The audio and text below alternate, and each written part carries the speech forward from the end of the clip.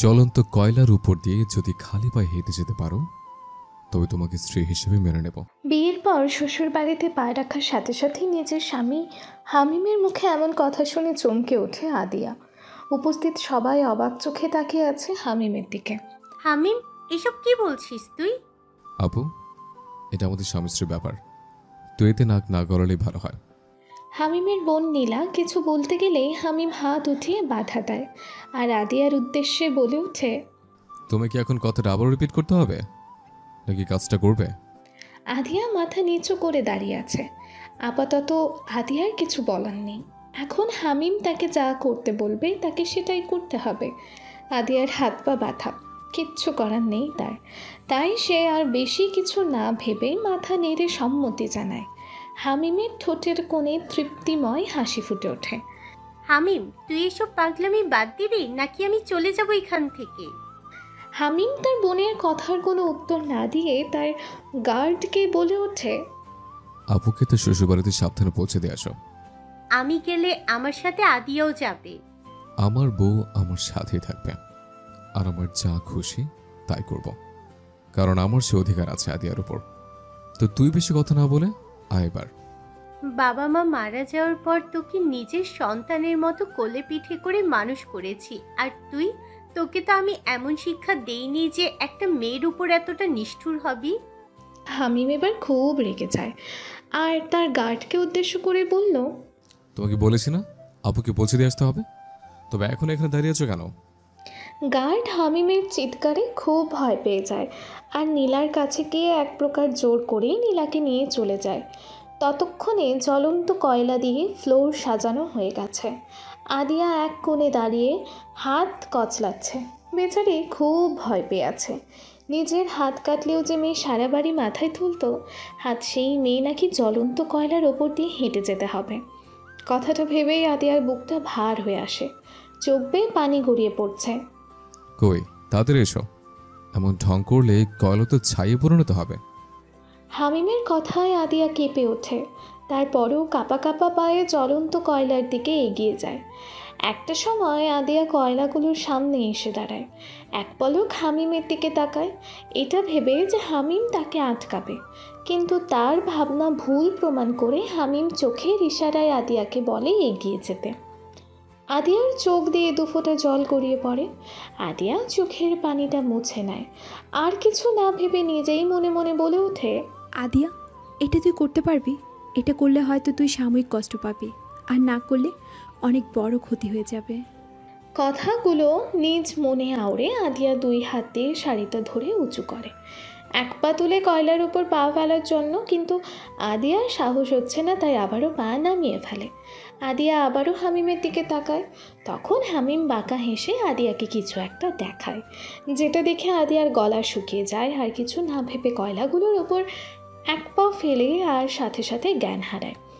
অতিরিক্ত ভয় আর মানসিক চাপ থেকে এমনটা হয়েছে। আদিয়া ফ্লোরে লুটিয়ে পড়ার আগেই হামিম এসে আদিয়াকে ধরে ফেলে আর কোলে তুলে নেয়। ড্রয়িং রুমে বসে একের পর এক শাড়ি দেখেই চলেছে হামিম, কিন্তু কোনটাই তার মন মতো হচ্ছে না। অনেকগুলো দোকানদার তাদের দোকানের বেস্ট শাড়ি নিয়ে এসেছে, কিন্তু হামিমের সেই সব কিছুই পছন্দ হচ্ছে না। এভাবে অনেকক্ষণ দেখার পরও যখন হামিম শাড়ি পছন্দ করতে পারল না, তখন হামিম হার মেনে নিল। এসব তার দ্বারা সম্ভব নয়। তার সম্ভব হবেই বা কী করে? মেয়েদের জামা কাপড় নিয়ে তার কোনো আইডিয়া থাকলে তো কখনো কোনো মেয়ের জন্য শাড়ি কিনেছে নাকি সে?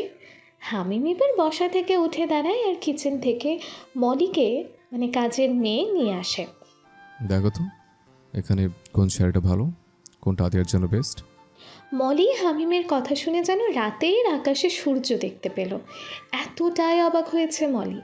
বিয়ের প্রথম দিন যিনি তার বউকে জ্বলন্ত কয়লার ওপর দিয়ে হাঁটায়, সে নাকি তার বউয়ের জন্য শাড়ি কিনছে। মলি অবাক চোখে ট্যাপ ট্যাপ করে হামিমের দিকে তাকিয়ে আছে। হামিম এবার খুব বিরক্ত হয়। আমার দিকে তাকাতে বলেনি, শাড়ির দিকে দেখতে বলেছে।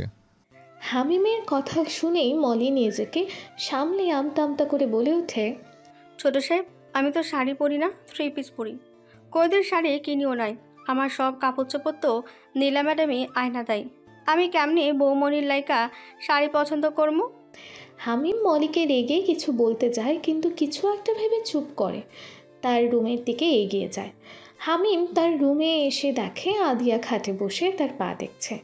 হামিম পকেটে হাত দিয়ে ভ্রু কুচকে তাকায় আদিয়ার দিকে, আর আদিয়া ঘরে কারো উপস্থিতি বুঝতে পেরে দরজার দিকে তাকায় আর দেখে হামিম 3/4 প্যান্ট আর কালো গেঞ্জি পরে পকেটে হাত দিয়ে তার দিকেই ভ্রু কুচকে তাকিয়ে আছে। আদিয়া সেটা দেখে খাট থেকে নেমে হামিমের সামনে দাঁড়ায়। আমার পায়ে কোনো পোড়া দাগ নেই কেন? আদিয়ার কথা শুনে হামিম হেয়ালি করে বলে, সেটা আমাকে জিজ্ঞেস না করে নিজের পাকে জিজ্ঞেস করো। দেখুন, আমি মজা করার মতো মুডে একদমই নেই। আমার তো খেয়ে দিয়ে কাজ নেই, তোমার সাথে মজা করব। এখন চলো আমার সাথে। আমি কোথাও যাব না আপনার সাথে। আগে বলুন, পায়ে কোনো পোড়া দাগ নেই কেন? আমার স্পষ্ট মনে আছে আমি জ্বলন্ত কয়লার উপরে এক পা ফেলেছিলাম, তারপর কি হয়েছে জানা নেই। তো সেই হিসেবে তো আমার পায়ে পোড়া দাগ থাকবে, তাই না? আমার সাথে কি এভাবে কথা বলুক সেটা আমি একদমই পছন্দ করি না। প্রথমবার তাই কিছু বললাম না, কিন্তু নেক্সট টাইম এমন হলে আমার থেকে খারাপ আর কেউ হবে না। এখন চুপচাপ আমার সাথে চলো। হামিম কথাগুলো বেশ গম্ভীর হয়েই বলে। তাতে আদিয়া অনেকটা ভয় পায়, তাই আর কোনো কথা না বলে হামিমের পেছন পেছন যায়। এখান থেকে যে শাড়িগুলো পছন্দ হবে রেখে দাও। কিন্তু আমি তো শাড়ি পরি না। তোমার থেকে জানতে চাইনি আমি কি পরো আর কি পরো না। আমি তোমাকে যেটা করতে বলবো সেটা করবে তুমি। তাই আজ থেকে তুমি শাড়ি পরবে, শাড়ি ব্যতীত কোনো কিছু যাতে পরতে না দেখে। তো চুপচাপ শাড়ি সিলেক্ট করো, বেশি কথা বলবে না। কথাগুলো বলে হামিম তার ফোনটা নিয়ে চলে যায় সেখান থেকে। আর আদিয়া মন খারাপ করে শাড়ি দেখছে। আদিয়া না তো শাড়ি পরতে পারে আর না পারে সামলাতে। বিয়েতে শাড়িটা পরতে যে কত কষ্ট করতে হয়েছে সেটা আদিয়া ছাড়া আর কেউ জানে না। কিন্তু হামিম যখন বলেছে তখন তার যত কষ্টই হোক সেটা আদিয়াকে করতেই হবে, নয়তো হিতে বিপরীত হবে। তাই আদিয়া চুপচাপ শাড়ি দেখছে। রাত 12টা বেজে 20 মিনিট। হামিম তার ঘরে আসে আর এসে দেখে আদিয়া ঘরে নেই। হামিমের খুব রাগ হয়। হামিম রেগে ঘর থেকে বের হয়ে যায় আর সারা বাড়ি আদিয়াকে খোঁজে। প্রায় 15 মিনিটের মতো খোঁজবার পরও যখন আদিয়াকে পায় না, তখন হামিম তার ঘরে আসে আর ফোনটা হাতে নেয় কাউকে কল দেওয়ার জন্য। কিন্তু তখন সে কিছু একটার আওয়াজ শুনতে পায়। হামিম আওয়াজটা কোন দিক থেকে আসছে সেটা বোঝার চেষ্টা করছে আর সেদিকে এগিয়ে যাচ্ছে। আওয়াজটা তারই ঘরে হয়েছে, তাই হামিম চারপাশটা ভালো করে দেখে ওয়াশরুমে যায়। আর গিয়ে যা দেখে তা দেখার পর হামিম খুব জোরে একটা চিৎকার দেয়, কারণ তার সামনে আদিয়া আছে আর আদিয়ার হাতে তার ল্যাপটপ। এতটুকু অবধি ঠিক ছিল, কিন্তু তার ল্যাপটপের অবস্থা একদম নাজেহাল। ল্যাপটপ পানিতে চুপচুপে হয়ে আছে আর হয়তো ফ্লোরে পড়েছে, তার জন্য কিছুটা ফেটেও গেছে। আর এসব দেখেই হামিম ওভাবে চিৎকার করে ওঠে। হামিম ওয়াশরুমে প্রবেশ করার পরপরই আদিয়া পেছন ঘুরে যায় আর হামিম খুব রেগে তেড়ে যায় আদিয়ার দিকে। হামিম এক ঝটকায় আদিয়ার হাত থেকে তার ল্যাপটপটা ছিনিয়ে নেয়। আমার ল্যাপটপের এ অবস্থা কিভাবে হলো? কি করেছো তুমি এটার সাথে? খুব রেগে কথাগুলো বলে হামিম, আর আদিয়া ভয়ে গুটিয়ে রয়েছে। পিছনে হামিমের দিকে তাকাবার সাহসটুকু তার হচ্ছে না। আদিয়ার কোনো সাড়া না পেয়ে হামিম আরও রেগে যায় আর আদিয়ার হাত ধরে তার দিকে ঘোরায়। আদিয়ার দিকে তাকিয়ে হামিম অপ্রস্তুত হয়ে যায়, তাই হামিম আর কিছু না বলে কটকটি ওয়াশরুম থেকে এক প্রকার পালিয়ে যায়। সেটা দেখে আদিয়া যেন হাঁপ ছেড়ে বাঁচে, কিন্তু তার এখন খুব লজ্জাও করছে। কি হলো এখন? কিভাবে যাবে সে হামিমের সামনে? অন্যদিকে হামিম সে তার রুম ত্যাগ করে সিঁড়ির কাছে এসে দাঁড়ায় আর 2 হাত দিয়ে চুলগুলো টেনে ধরে আর মনে মনে আদিয়ার 14 গোষ্ঠী উদ্ধার করে চলেছে। এটির কোনো সেন্স নেই নাকি? এইভাবে একটা ছেলের ওয়াশরুমে, ইস, ভাবতেই গায়ে কাটা দিচ্ছে। দরজা ভালো করে না আটকে ওয়াশরুমে শাড়ি পরছে। অনেকক্ষণ পর আদিয়া শাড়িটা কোনো মতে গায়ে পেঁচাতে পেরেছে। এবার বাইরে যাওয়ার পালা, কিন্তু আদিয়া বাইরে যাওয়ার সাহস পাচ্ছে না। তার খুব লজ্জা করছে, তার সাথে ভয়ও করছে। এখন আমি বাইরে যাব কিভাবে?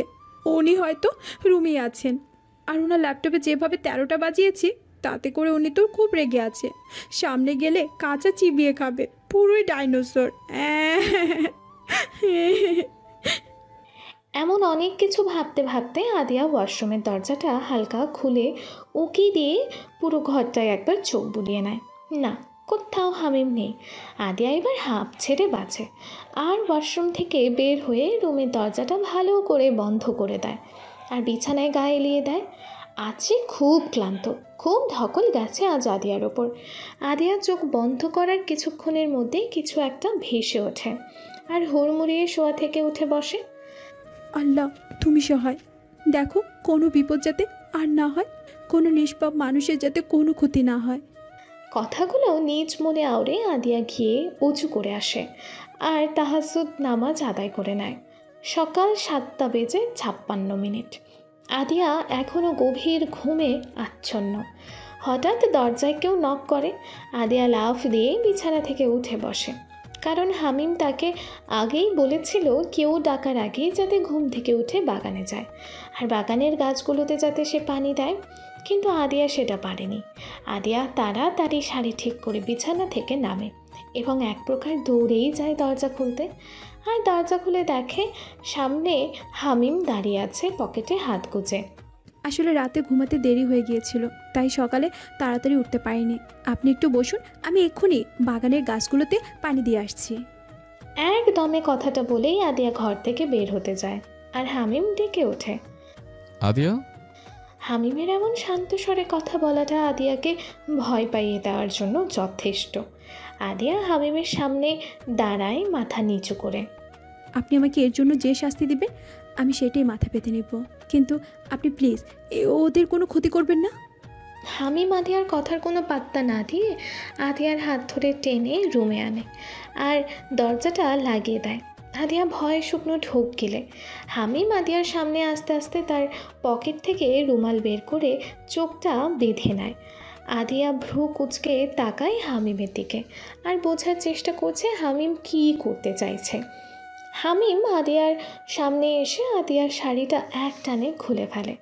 আদিয়া চোখ বড় বড় করে হামিমের দিকে তাকায়, চোখ যেন বেরিয়ে আসবে এক্ষুনি, এতটাই অবাক হয়েছে আদিয়া। হামিম শাড়িটা পরিয়ে দেওয়ার জন্য আদিয়ার গায়ে হাত দিতে গেলেই আদিয়া ছিটকে দূরে সরে যায়। আমি পড়তে পারবো, প্লিজ আপনি যান এখান থেকে।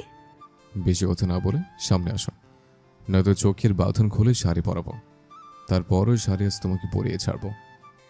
আদিয়া হতবম্ব, কিন্তু আদিয়া বেশি সময় না নিয়ে হামিমের সামনে এসে দাঁড়ায় আর হামিম খুব সুন্দর করে শাড়িটা পরিয়ে দেয়। শাড়ি পরানোর পর হামিম চোখের বাঁধন খুলে আদিয়াকে পা থেকে মাথা অবধি একবার দেখে নেয়। না, সব ঠিকই আছে, ভালো হয়েছে শাড়ি পরানো। আদিয়া লজ্জায় মাথা নিচু করে আছে। হামিমের কথার প্রত্যুত্তরে আদিয়া কিছুই বলল না। এবার বলো, আমার ল্যাপটপের এই অবস্থা কিভাবে করলে?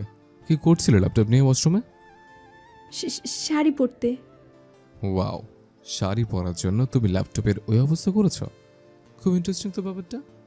হামিম কথাটা বেশ শান্ত হয়েই বলে, কিন্তু পরক্ষণেই খুব রেগে যায়। সত্যি কথা বলো আদিয়া, ল্যাপটপ নিয়ে ওয়াশরুমে কি করছিলে?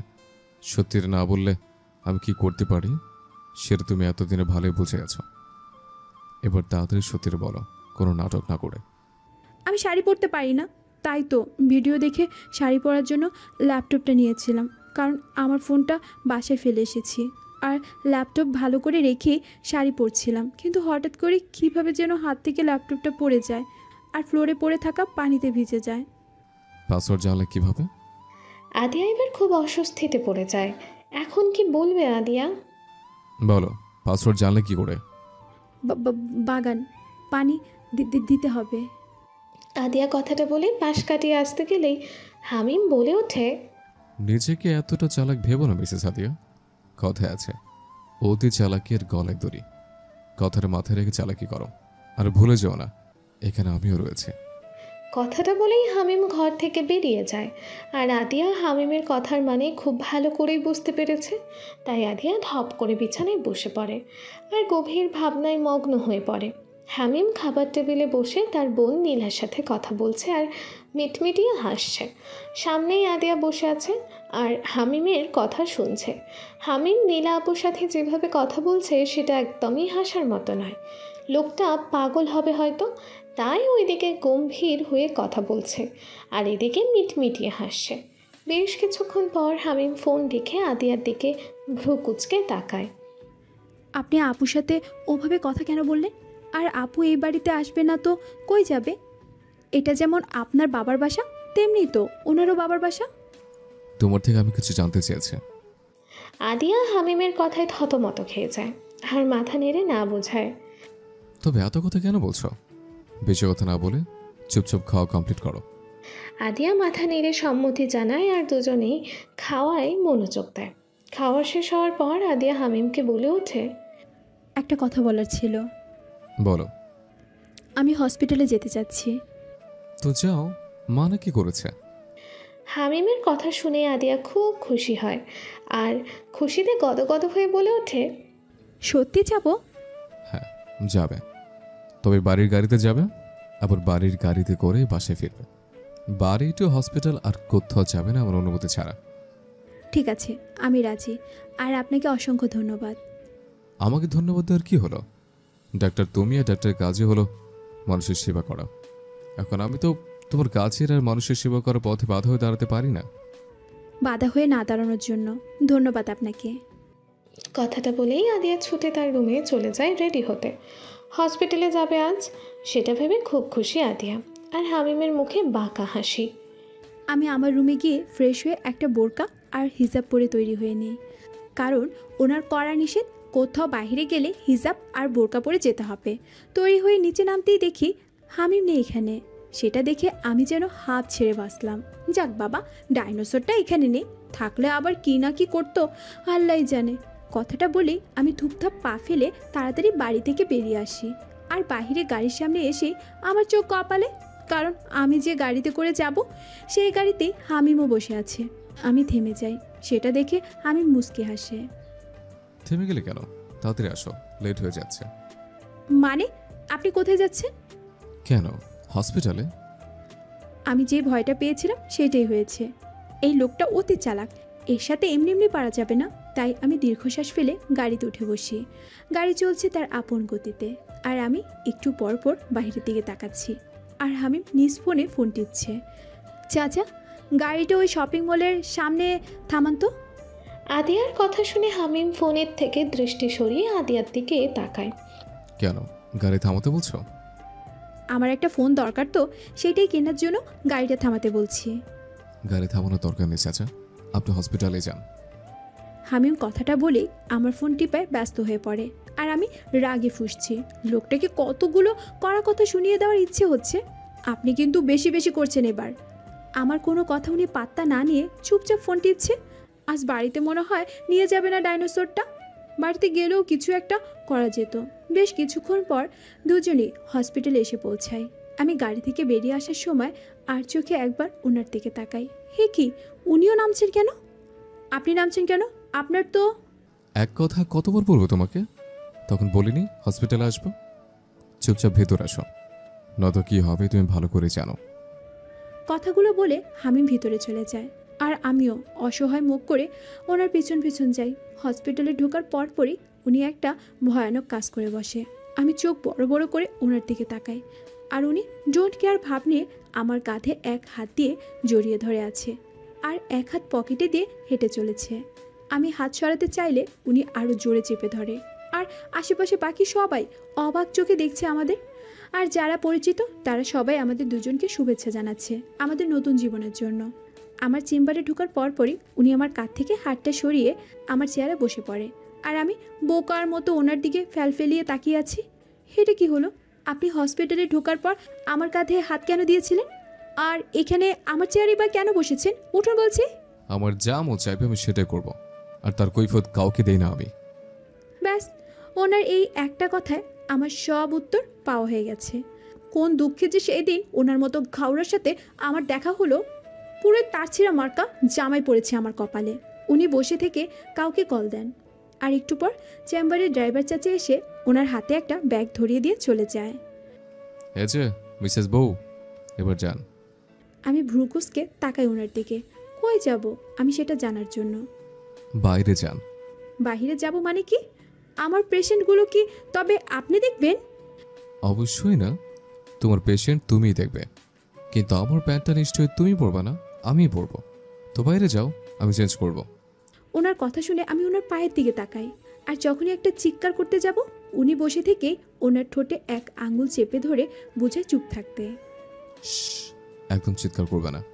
এমন করছো জানো আমাকে 3/4 প্যান্টে কখনো চোখে দেখোনি। মানে কি? আপনি এভাবেই তখন সবার সামনে দিয়ে এসেছেন? আল্লাহ, আমার মান সম্মান সব চশমা হয়ে গেছে এই লোকটার জন্য। আমার এতদিনের অর্জন করা সব মান সম্মান গেল গেল। একদম চুপ করো, নয়তো থাপ্পড় দিয়ে দাঁত ফেলে দেব। আর আমি 1 থেকে 3 গুনবো, এর মধ্যে তুমি বাইরে যাবে, তারপর আমি ডাকলে ভিতরে আসবে, নয়তো। উনি কথাটা বলার পরপরই আমি বাইরে চলে আসি, কারণ আমি জানি উনি এরপর কি বলবে। বজ্জাত ব্যাটা একটা। আর হামিম ভেতরে নিজেকে নিজেই গালি দিচ্ছে। হাবিম, তোর লজ্জা শরম কি কিছু নাই নাকি রে? এভাবে কেমনে পারলি 3/4 প্যান্ট পরে এতগুলো মানুষের সামনে দিয়ে আসতে? তোর কি দরকার ছিল না মনে করে প্যান্টটা চেঞ্জ করার জন্য? তোর কপাল ভালো, চাচা তোকে একটা নতুন প্যান্ট কিনে দিয়েছে, নয়তো চাচা না আসলে তোকে এভাবেই থাকতে হতো। ইস, ভাবতে শরম করতেছে, কেমনে এতগুলো মানুষের সামনে দিয়ে আসলাম আমি। আমার চেম্বারে বসে আমি পেশেন্ট দেখছি, আর উনি পাশে একটা চেয়ার নিয়ে বসে আছে। বিরক্তিকর লোকটা, শান্তিতে পেশেন্টও দেখতে দিবে না আমাকে। এমন বন্দি জীবন কার ভালো লাগে? আমার একদমই ভালো লাগছে না এমন জীবন। শুধু কাজের জিনিসটা হাতে পাই, তারপর চাঁদো বোঝাবো তোমাকে। এখন এভাবে সবটা মুখ বুঝে মেনে চলতে হবে। অন্যদিকে হামিম আদিয়ার আড়ালে মুচকি মুচকি হাসছে আর মনে মনে বলে চলেছে, তোমাকে আমি এত সহজে ছাড়ছি না বউ, আর না সহজে তোমাকে তোমার কাঙ্ক্ষিত জিনিসটি দেব। রাতের আধার কেটে গিয়ে সকালের আলো ফুটবে ঠিকই, কিন্তু তুমি আমাকে থেকে ছাড়া পাবে না। এইসব ভাবনার মাঝেই হামিমের ফোনটা বেজে ওঠে। আর হামিম ফোনটা রিসিভ করে। আদিয়া হামিমের দিকে তাকায়, কিন্তু আদিয়া কিছু বুঝে ওঠার আগেই হামিম বসা থেকে উঠে দাঁড়ায়, খুব উত্তেজিত হয়েই। আমি আমার গার্ডকে পাঠিয়ে দিচ্ছি, তুমি তার সাথে বাড়িতে চলে এসো। খবরদার চালাকি করার চেষ্টা করবে না। তুমি যাই করো না কেন সবটা আমার কানে আসবে, তো যাই করো ভেবে চিন্তে করো। আমি আসছি, আমার একটা কাজ আছে। কথাগুলো বলে আমাকে আর কিছু বলতে না দিয়ে বেরিয়ে যায়। কিছুই বুঝতে পারলাম না কি হলো। উনি এইভাবে বেরিয়ে গেলেন, কি কাজ থাকতে পারে? আমি এসব নিয়ে আর বেশি না ভেবে আমার চেম্বার থেকে বেরিয়ে রিসিপশনে আসি, আর সেখান থেকে একটা নাম্বারে ডায়াল করি। প্রথমবারেই কলটা রিসিভ হয়। আসসালামু আলাইকুম স্যার। স্যার, আমি এখন অবধি কিছুই করতে পারিনি। আমাকে কিছু করার সুযোগই দেয়নি। সারাক্ষণ আমার সাথেই থাকে, চোখে চোখে রাখে আমাকে। আমার এমন বন্দি জীবন একদমই ভালো লাগছে না। জি স্যার, আমি জানি, সবটা বুঝতে পারছি। আমি আমার সর্বস্ব দিয়ে চেষ্টা করব। ওকে স্যার, রাখি এখন। আমি কিছু জানতে পারলে আপনাকে অবশ্যই জানাবো। আল্লাহ হাফেজ। সারাদিন হসপিটালে কাটিয়ে সন্ধ্যায় বাড়িতে ফিরি। গাড়ি থেকে নামার পরে আমার পেছন পেছন দুজন গার্ডও আসে। ভালো লাগে না এমন ভিআইপি মার্কা জীবন। সাধারণ মানুষের মতো জীবন কাটাতে আনন্দ। ক্লান্ত পায় বাড়িতে ঢুকি, আর বাড়ির ভেতরে ঢোকার আগে কেউ আমার চোখ বেঁধে দেয় আর মুখও বেঁধে দেয়। আমি ছোটার চেষ্টা করলেও পারি না। লোকটা আমার হাত মুখ পা বেঁধে আমাকে কোলে তুলে নিয়ে যায়। বেশ অনেকক্ষণ পর আমার চোখ মুখে আর হাতের বাঁধন খুলে দেওয়া হয়। আমি দু হাত দিয়ে চোখ কষলে আশেপাশে তাকিয়ে বোঝার চেষ্টা করছি আমি কোথায় আর কে আমাকে এখানে আনলো, কিন্তু আমি কিছুই দেখতে পাচ্ছি না। আমি কি অন্ধ হয়ে গেছি নাকি জায়গাটা এমন অন্ধকার? আমার মনে এক অচেনা ভয়ের জন্ম নেয়। যারা আমাকে এখানে এনেছে তারা কি আমাকে মেরে ফেলার জন্য এখানে তুলে এনেছে? আমি মৃত্যুকে ভয় পাই না, কিন্তু আমি মরে গেলে সেসব মানুষের কি হবে যারা আমার মুখ চেয়ে এখনও বেঁচে আছে ন্যায় পাওয়ার জন্য? না, আমাকে এখান থেকে বের হতে হবে। তাই অন্ধকার হাতড়ে দরজা খুঁজে চলেছি। এভাবে বেশ কিছুক্ষণ খোঁজার পর আমার হাতের সংস্পর্শে কেউ আসে। আমি ঘাবড়ে যাই, কিন্তু নিজেকে যতটা সম্ভব ঠিক রাখার চেষ্টা করছি। কে আপনি? কথা কেন বলছেন না? ও উত্তর দিন, কে আপনি? আমাকে এভাবে তুলে এনেছেন কেন? আমি কিন্তু পুলিশ ডাকবো। নিজেকে ছাড়া পাও, তারপর না হয় পুলিশের কাছে যাও। কণ্ঠটা আমার বেশ পরিচিত, তাই বুঝতে সমস্যা হলো না কে এটা। হামিম। হামিম, আপনি আপনি আমাকে এভাবে বেঁধে নিয়ে এসেছেন কেন? চাইছেনটা কি আপনি? আমার যেটা করতে মন চায় আমি তাই করি, তার কৈফিয়ত আমি কাউকে দিতে বাধ্য নই। কথাটা বলে উনি ঘরটার লাইট জ্বালিয়ে চলে যায়, আর আমি ঘরটা দেখে অবাক হয়ে যাই। এটা তো সেই বাড়ি না যেখানে আমরা সকালেও ছিলাম। এটা অন্য একটা বাড়ি। এই বাড়িতে উনি আমাকে এভাবে নিয়ে এলেন কেন? আমার মাথাতে কিছুই ঢুকছে না। এই লোকটা পুরোই রহস্যময়। এই লোকের সাথে আমার বিয়েটা না হলেই পারতো। আমি মাথায় হাত দিয়ে ধপ করে বিছানায় বসে পড়লাম আর ভাবতে লাগলাম আজ থেকে 2 মাস আগের কথা, যখন আমার জীবনে এই হামিম নামের লোকটার প্রবেশ ঘটে। 2 মাস আগে মামাতো বোনের বিয়ে খাওয়ার জন্য 4 দিনের ছুটি নিয়েছিলাম হসপিটাল থেকে, কিন্তু 2 দিন যেতে না যেতে হসপিটাল থেকে কল আসে ইমার্জেন্সি যাওয়ার জন্য। আমিও তখন সাথে সাথে রওনা হই সোনারগাঁও থেকে ঢাকার উদ্দেশ্যে। আর হসপিটালে এসে আমি বাকরুদ্ধ হয়ে যাই, কারণ হসপিটালের মধ্যে একের পর এক রুগী ভর্তি হয়ে চলেছে। সবাই এদিক সেদিক ছুটোছুটি করছে। আমি সবটা জানার জন্য একজন নার্সকে ডাক দিই। কি হচ্ছে এখানে? এত রোগী হসপিটালে একসাথে কি হয়েছে? ম্যাম, এরা সবাই আহমেদ কোম্পানির শ্রমিক। হঠাৎ করে সেখানের 100% শ্রমিক থেকে 73% শ্রমিকই এমন অসুস্থ হয়ে পড়েছে। নার্স কথাটা বলে স্থান ত্যাগ করে। আমি আর কিছু না ভেবে ডাক্তার তনয়ের কেবিনে আসি। ওনার কেবিনে ঢোকার সময় আমি কারোর সাথে ধাক্কা খাই, আর আমি যাতে পড়ে না যাই তাই কিছু একটা আঁকড়ে ধরার চেষ্টা করি, কারণ এই ভরা হসপিটালে পড়ে গেলে মান সম্মান বলতে আর কিছুই থাকবে না। সামনের ব্যক্তিটি তার হাত বাড়িয়ে দিয়েছে আমাকে ধরার জন্য, কিন্তু যখন আমি তার হাত ধরতে যাব তখন সে আমার দিক থেকে হাত সরিয়ে তার ফোনটা হাওয়া থেকে হাতে নেয়, আর আমি নিচে পড়ে যাই। নিচে পড়ে ভালোই ব্যথা পেয়েছি। আমি আশেপাশে একবার ভালো করে তাকিয়ে দেখি সবাই আমার দিকে ড্যাব ড্যাব করে তাকিয়ে আছে, তাই বিলম্ব না করে তাড়াতাড়ি উঠে দাঁড়াই। আর সামনের ব্যক্তিটিকে কড়া কথা শোনানোর জন্য তাকাতেই দেখি সে হাওয়া। রাগে গা জ্বলে যাচ্ছে আমার। ব্যাটা বজ্জাত, একটা মেয়েকে ধাক্কা দিয়ে ফেলে দিয়ে তাকে না ধরে ফোন ধরা, আবার সরিটাও না বলে ভাব নিয়ে চলে যাওয়া, তাই না? আরেকবার দেখা পাই কেলিয়ে একদম হালুয়া বানিয়ে ফেলবো। কিন্তু ব্যাটার ক্ষমাটাই তো দেখলাম না। পরের বার দেখা হলে চিনব কেমতে? আদিয়া, আর ইউ ওকে? সামনে তাকিয়ে দেখি তনয় স্যার। আমার এবার হাত পা ছড়িয়ে ছিটিয়ে কাঁদতে ইচ্ছে করছে। এইভাবে সিনিয়রের সামনে লাউয়ের মতো পড়ে গেলাম, দূর, ভাল লাগে না। জি স্যার, আমি ঠিক আছি। স্যার, ওই লোকটাকে? আরে ওটা তো হামিম চৌধুরী। হামিম চৌধুরী? কেন? না, এমনি জিজ্ঞাসা করছিলাম। আর স্যার, কি হয়েছে ওদের? একের পর এক রোগী হসপিটালে এসেই চলেছে, বুঝলাম না কিছু। আসো আমার সাথে, দেখাচ্ছি তোমাকে। আমি স্যারের সাথে তার পিছন পিছন আসছি। স্যার আমাকে নিয়ে একটা কেবিনে ঢুকে, সেখানে অনেক রুগী রয়েছে, আর যারা সবাই এই আহমেদ কোম্পানির শ্রমিক। স্যার, এদের তো অবস্থা খুবই খারাপ। কেউ বমি করছে, কারো বুকে ব্যথা। এসব কি হচ্ছে স্যার? ওদের প্রত্যেকের শরীরে অতিরিক্ত মাত্রায় কার্বন মনোক্সাইড গ্যাস পাওয়া গেছে। কার্বন মনো অক্সাইড গ্যাস? এই গ্যাস তো মানুষসহ সকল মেরুদণ্ডী ও অমেরুদণ্ডীর হিমোগ্লোবিক প্রাণীর জন্য বিষাক্ত। হ্যাঁ, তুমি একদম ঠিক বলছো। কিন্তু স্যার, এত গ্যাস আসলো কোথা থেকে আহমেদ কোম্পানিতে? সেটার জন্যই হামিম চৌধুরী ও তার টিম এখানে এসেছিল, তার তদন্ত করার জন্য। মানে ওরা কি পুলিশ? না, গোয়েন্দা ওনারা। এখন কাজ শুরু করে দাও আদিয়া, সবটা তো বুঝতেই পারছো। জি স্যার, অবশ্যই। তারপর আমি রোগীদের নিয়ে ব্যস্ত হয়ে পড়ি। এভাবে 4 দিন কেটে যায়। 4 দিন পর রাত 3টায় আমার বাড়ির কলিং বেল বেজে ওঠে। সবাই ঘুমে আচ্ছন্ন তখন, কিন্তু বারবার কলিং বেল বাজার কারণে বিরক্ত নিয়ে ঘুম থেকে উঠি। আর ড্রয়িং রুমে এসে দেখি বাবা আগেই চলে এসেছে দরজা খুলতে। দরজা খোলার পর কয়েকজন হুড়মুড়িয়ে আমার বাড়িতে প্রবেশ করে। আরে, কারা আপনারা? এইভাবে আমার বাড়িতে কেন ঢুকেছেন? বের হন, বের হন আমার বাড়ি থেকে।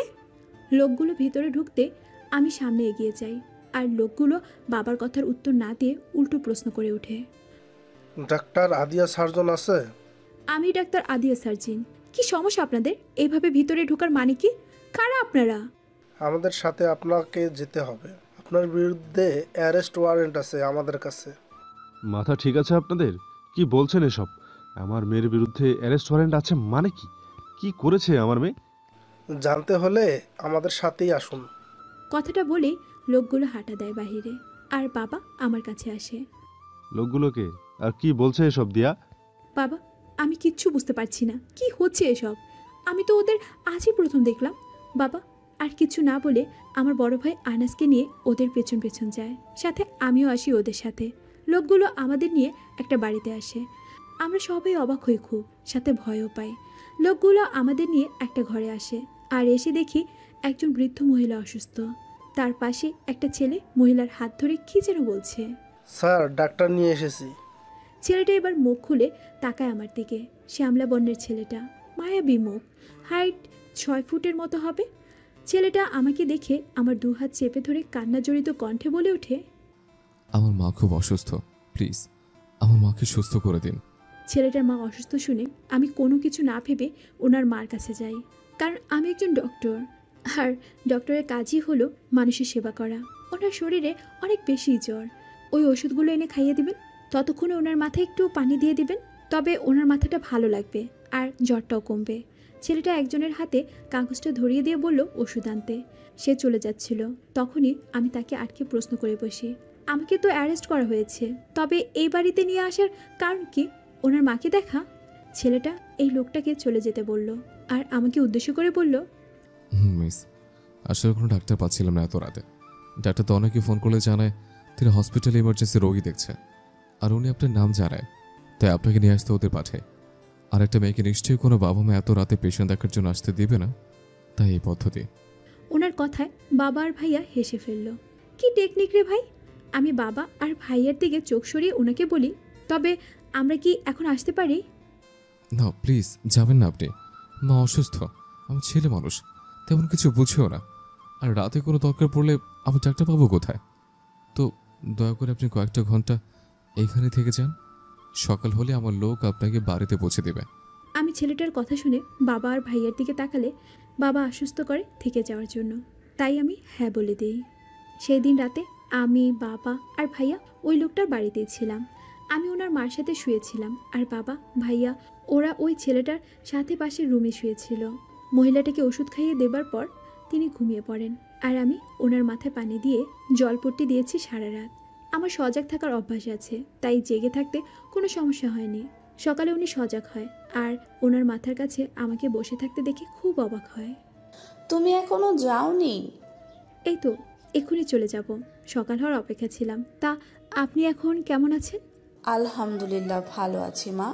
তোমাকে খুব কষ্ট দিলাম। আমার ছেলেটাও না একটা পাগল জানো। একটু জ্বর হলো কি না হলো তোমাকে এভাবে তুলে নিয়ে এলো। আমি বারবার না করেছি, একটা মেয়েকে এত রাতে নিয়ে আসার দরকার নেই, কিন্তু কে শুনে কার কথা। আরে আন্টি, কোনো সমস্যা নেই, উনি যা করেছে একদম ঠিক করেছে। ওনার জায়গায় আমি থাকলেও আমি এটা করতাম, কারণ কোনো সন্তানই তার বাবা মায়ের কষ্ট সহ্য করতে পারে না। আর আমি তো একজন ডাক্তার, আমার দায়িত্বই হলো রোগীর সেবা করা। উনি এবার আমার গালে হাত দিয়ে বলে, তুমি খুব ভালো, খুব মিষ্টি। এমন একটা মেয়ে আমার হামিমের জন্য খুব দরকার। যখন আমি থাকবো না তখন যাতে সে হামিমকে আগলে রাখতে পারে। ওনার কথা শুনে আমি অপ্রস্তুত হয়ে পড়লাম, তাই কোনো মতে ওনার থেকে নিজেকে ছাড়িয়ে মুচকি হেসে চলে এলাম ঘর থেকে।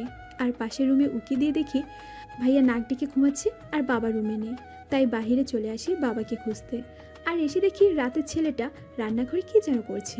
আমি কৌতূহলী হয়ে ওনার কাছে গিয়ে দাঁড়াই। উনি আমাকে দেখে মুচকি হাসেন আর এক বাটি গরুর মাংস আমার দিকে এগিয়ে দেয়। খেয়ে দেখেন তো সব কিছু ঠিক আছে কিনা। আসলে মার জন্য পাক করেছে, তা জিজ্ঞেস করলাম। আমি তো এখন অবধি ফ্রেশই হলাম না, আর উনি বলছে গরু মাংস খেতে। এখন যদি বলি ফ্রেশ হয়নি, তবে তো ভাববে মেয়েটা খাচ্ছে ওর। এত বলা হওয়ার পরও নাকি ফ্রেশ হয়নি। না বাবা থাক, এইটা বলে কাজ নেই। না মানে আমি গরু মাংস খাই না, অ্যালার্জি আছে। আল্লাহ মাফ করো, সকাল সকাল একটা মিথ্যে কথা বলে ফেললাম। ও ঠিক আছে, সমস্যা নেই। আপনাদের বাড়িতে আর কেউ থাকে না? থাকে তো, আমি, মা আর কিছু সার্ভেন্ট। সার্ভেন্ট থাকতে আপনি রান্না করছেন? আসলে মা ওদের হাতের রান্না পছন্দ করেন না, তাই আমাকেই করতে হয় মার জন্য রান্না। ও। এরপর বেশ কিছুক্ষণ দুজনে নীরবতা পালন করে তারপর হঠাৎ করে ওনার মার সেই কথাটা কানে বাজে, এমন একটা মেয়ে আমার হামিমের জন্য খুব দরকার। মানে উনি কি সে যেদিন আমাকে ধাক্কা দিয়ে সবার সামনে ফেলে দিয়েছিল? তন্ময় স্যারও তো সেই লোকটার কথা হামিমই বলেছিল। কথাটা মাথায় আসতে মুহূর্তে মেজাজ খারাপ হয়ে গেল, কিন্তু আমি যতটা সম্ভব নিজেকে কন্ট্রোল করার চেষ্টা চালিয়ে ওনাকে প্রশ্ন করলাম, আচ্ছা আপনার নাম কি আর কি কাজ করেন আপনি? উপস, সরি, এতক্ষণ ধরে দুজন একসাথে আছে অথচ আমার নামটা আপনাকে বলা হয়নি। আমি হাবিম, একজন ডিটেকটিভ। এবার আমি শিওর এই ব্যাটাই সেই দিন আমাকে ফেলে দিয়েছিল, আর ভাব নিয়ে আমাকে না ধরে তার ফোন নিয়ে চলে এসেছিল। দেখাচ্ছি মজা তোকে। কথাটা বলে আশেপাশে চোখ বুলিয়ে দেখি ওকে শাস্তি করার মতো কিছু পাই কিনা। তারপর চোখ যায় ময়দার বয়ামে। আমি তৎক্ষণাৎ সেটা নিয়ে ওনার উপর ঢেলে দেই। শোধ নিলাম সেই দিন হসপিটালে ফেলে দেওয়ার জন্য। কথাটা বলে ভুয়ো দৌড় দেয় আর বাবা ভাইয়ের কাছে চলে আসি আর খিলখিল করে হেসে উঠি। ইস, একটা পিক তুলে নিলে মন্দ হতো না। পুরা সাদা ভূত হয়ে গেছে ময়দা দিয়ে। কথাটা বলে আবারও হাসিতে মেতে উঠি। অন্যদিকে হামিম এটার জন্য মোটেও প্রস্তুত ছিল না। হামিম স্ট্যাচু হয়ে দাঁড়িয়ে আছে ওভাবে। সে বোঝার চেষ্টা করছে যে এই মুহূর্তে ঠিক কী হলো তার সাথে। আর যখন বুঝতে পারলো তখন লেগে গেল খুব। ভূত! এত জোরে কারো গলা পেয়ে হামিম আশেপাশে তাকিয়ে দেখে মলি ফ্লোরে জ্ঞান হারিয়ে পড়ে আছে। সেটা দেখে হামিম এক গ্লাস পানি নিয়ে মলির সামনে গিয়ে চোখে মুখে পানি ছিটায়। একটু পর মলির জ্ঞান ফেরে আর চোখের সামনে হামিমকে এই অবস্থায় দেখে আবারও চিৎকার করে জ্ঞান হারায়। হামিম বেচারা পড়েছে ঝামেলায়, তাই হামিম তার ঘরে চলে গেল ফ্রেশ হতে। তারপর মলির কাছে যাবে আর আদিয়াকে পরে দেখে নেবে, সে এমনটাই মনস্থির করে। সেই দিন আমরা হামিম আর ওনার মাঠ থেকে বিদায় নিয়ে বাড়িতে চলে আসি। হামিম আমাকে কিচ্ছু বলেনি সেই দিন, সাথে বাবা আর ভাইয়া ছিল বলে। তবে আমি এখন মনে মনে খুব খুব খুশি, কারণ প্রতিশোধ নিতে পেরেছি বলে। এরপর কেটে যায় আরও 2 দিন। এই 2 দিনে আহমেদ কোম্পানির অনেক শ্রমিক মারা গেছে। কেউ কোমায় আছে, কেউ সুস্থ হয়েছে। এইসবে মনটা বড্ড ভারী হয়ে আছে। একদিন হসপিটালে একটা মিটিং ডাকা হয়, যেখানে হসপিটালের কয়েকজন ডাক্তারসহ আমিও সেখানেই ছিলাম। মিটিং শেষ করে বের হয়ে আমার চেম্বারের দিকে যাচ্ছিলাম, কিন্তু চেম্বারের সামনে হামিমকে দেখে ঘাবড়ে যাই আর উল্টো দিকে হাঁটা শুরু করি। এখন উনিও যদি প্রতিশোধ নেওয়ার জন্য আসে, তবে তো পুরো হসপিটালের সামনে আবারও আমার মান সম্মান নিয়ে টানাটানি পড়বে। কথাটা ভেবে হাঁটার স্পিড বাড়িয়ে দেয়, কিন্তু বেশি দূর যেতে পারিনি। তার আগে পেছন থেকে কেউ একজন বলে ওঠে, এত ভীতু হয়ে ডাক্তার হলেন কিভাবে? কথাটা কেমন অপমান বোধ হলো আমার, তাই রেগে পেছন ফিরে আঙ্গুল তুলে কিছু বলার জন্য তাকাতেই থমকে যায়। কারণ উনি আমার দিকে খুব রেগে তাকিয়ে আছে। উনি যেভাবে রেগে আছে তাতে ওনার কাছে আমার রাগ কিছুই না। কি সব হাফুস কথা কেন বলছেন আমি সাদিয়া? আপনি যে ভীতু সেটাকে আবার প্রমাণ করার জন্য এভাবে ঘুটিয়ে রয়েছেন। আমি এবার কয়েক পা পিছিয়ে যাই আর রেগে বলি, আপনার মতো ডাইনোসর বজ্জাত ব্যাটাকে ভয় পেতে আমার বয়েই গেছে। কথাটা বলে আবারও দৌড় লাগে আর উনি পেছন থেকে বোকার মতো তাকিয়ে রইল। এরপর কেটে যায় আরও 15 দিন। এই কয়েকদিনে হামিমের সাথে আমার বহুবার দেখা হয়েছে হসপিটালে। উনি আহমেদ কোম্পানির সেই কেসটা তদন্ত করার জন্য মাঝে মধ্যেই হসপিটালে আসতেন, এটা ওটা জানার জন্য। আর দুজন সামনাসামনি পড়লে দুজন এমন ভাব ধরতাম যেন কেউ কাউকে চিনিই না। ভালোই কাটছিল দিন, কিন্তু হঠাৎ একদিন হসপিটাল থেকে বাড়িতে এসে দেখি সেই আন্টিটা মানে হামিমের মা আমার বাড়িতে। ওনাকে দেখে যতটা না অবাক হয়েছি তার চেয়ে বেশি অবাক হয়েছি ওনার সাথে হামিমকে দেখে। আসসালামু আলাইকুম আন্টি, কেমন আছেন আপনি? ওয়ালাইকুম আসসালাম। আমি ভালো আছি মা, কিন্তু তোমার সাথে অভিমান করেছি। কেন আন্টি, আমি কি কিছু করেছি? তুমি তো সেই দিনের পর আর আমার সাথে দেখা করতেই গেলে না। হামিমকে কতবার বলেছি তোমাকে নিয়ে যেতে, কিন্তু তুমি নাকি খুব ব্যস্ত, তাই আসতে পারবে না। তাই আমিই চলে এসেছি তোমার সাথে দেখা করতে। খুব ভালো করেছেন আন্টি, আপনি একটু বসুন, আমি চেঞ্জ করে আসছি। কথাটা বলে আমি হামিমের দিকে আর চোখে তাকিয়ে একটা ভেঙচি কেটে চলে আসি আর ফ্রেশ হয়ে জামা চেঞ্জ করে নিচে নেমে আসি। আর আসার পর যে কথাটা শুনি সেটা শোনার জন্য আমি মোটেও প্রস্তুত ছিলাম না, একদমই না। বিয়ে মানে? কার বিয়ে? আদিয়া, তুই ভিতরে যা, তোর সাথে এটা নিয়ে পরে কথা বলছি। বাবা, ভেতরে যা। আমি আর কিছু না বলে আমার রুমে চলে আসি আর গভীর ভাবনায় মগ্ন হই। হঠাৎ বিয়ের কথা কেন বললো বাবা? এসব নিয়ে যখন ভাবছিলাম তখন ঘরে কারো প্রবেশ ঘটে। আমি মাথা তুলে তাকিয়ে দেখি হামিম। ওনাকে দেখে আমি খুব বেশি অবাক হই। আপনি আমার ঘরে কেন? আর দরজা কেন লাগাচ্ছেন? উনি আমার কথার কোনো উত্তর না দিয়ে দরজা আটকে খাটে বসে। উনি বসার সাথে সাথে আমি দাঁড়িয়ে যাই। কি করতে চাইছেন আপনি? তোমার সাথে কথা বলতে চাইছে। বাপরে, আপনি থেকে ডিরেক্ট তুমি? আর যাই হোক, নিজের হবু বউকে তো আর আপনি করে বলতে পারি না। হবু বউ মানে? কে আপনার হবু বউ? কেন, তুমি? মাথা ঠিক আছে আপনার? কি সব আজে বাজে কথা বলে চলেছেন?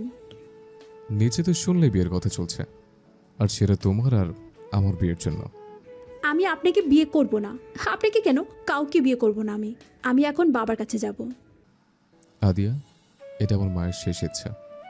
শেষ ইচ্ছে মানে? মানে মায়ের ক্যান্সার, আর বেশি গেলে 1 মাস বাঁচবে। তারপর তাকে পৃথিবীর মায়া ত্যাগ করে চলে যেতে হবে পরকালে। ওনার কথাগুলো শুনে আমি খুব অবাক হই, তার সাথে খুব খারাপও লাগে। প্লিজ আদিয়া, আপনি এই বিয়েটা ভেঙে দিবেন না।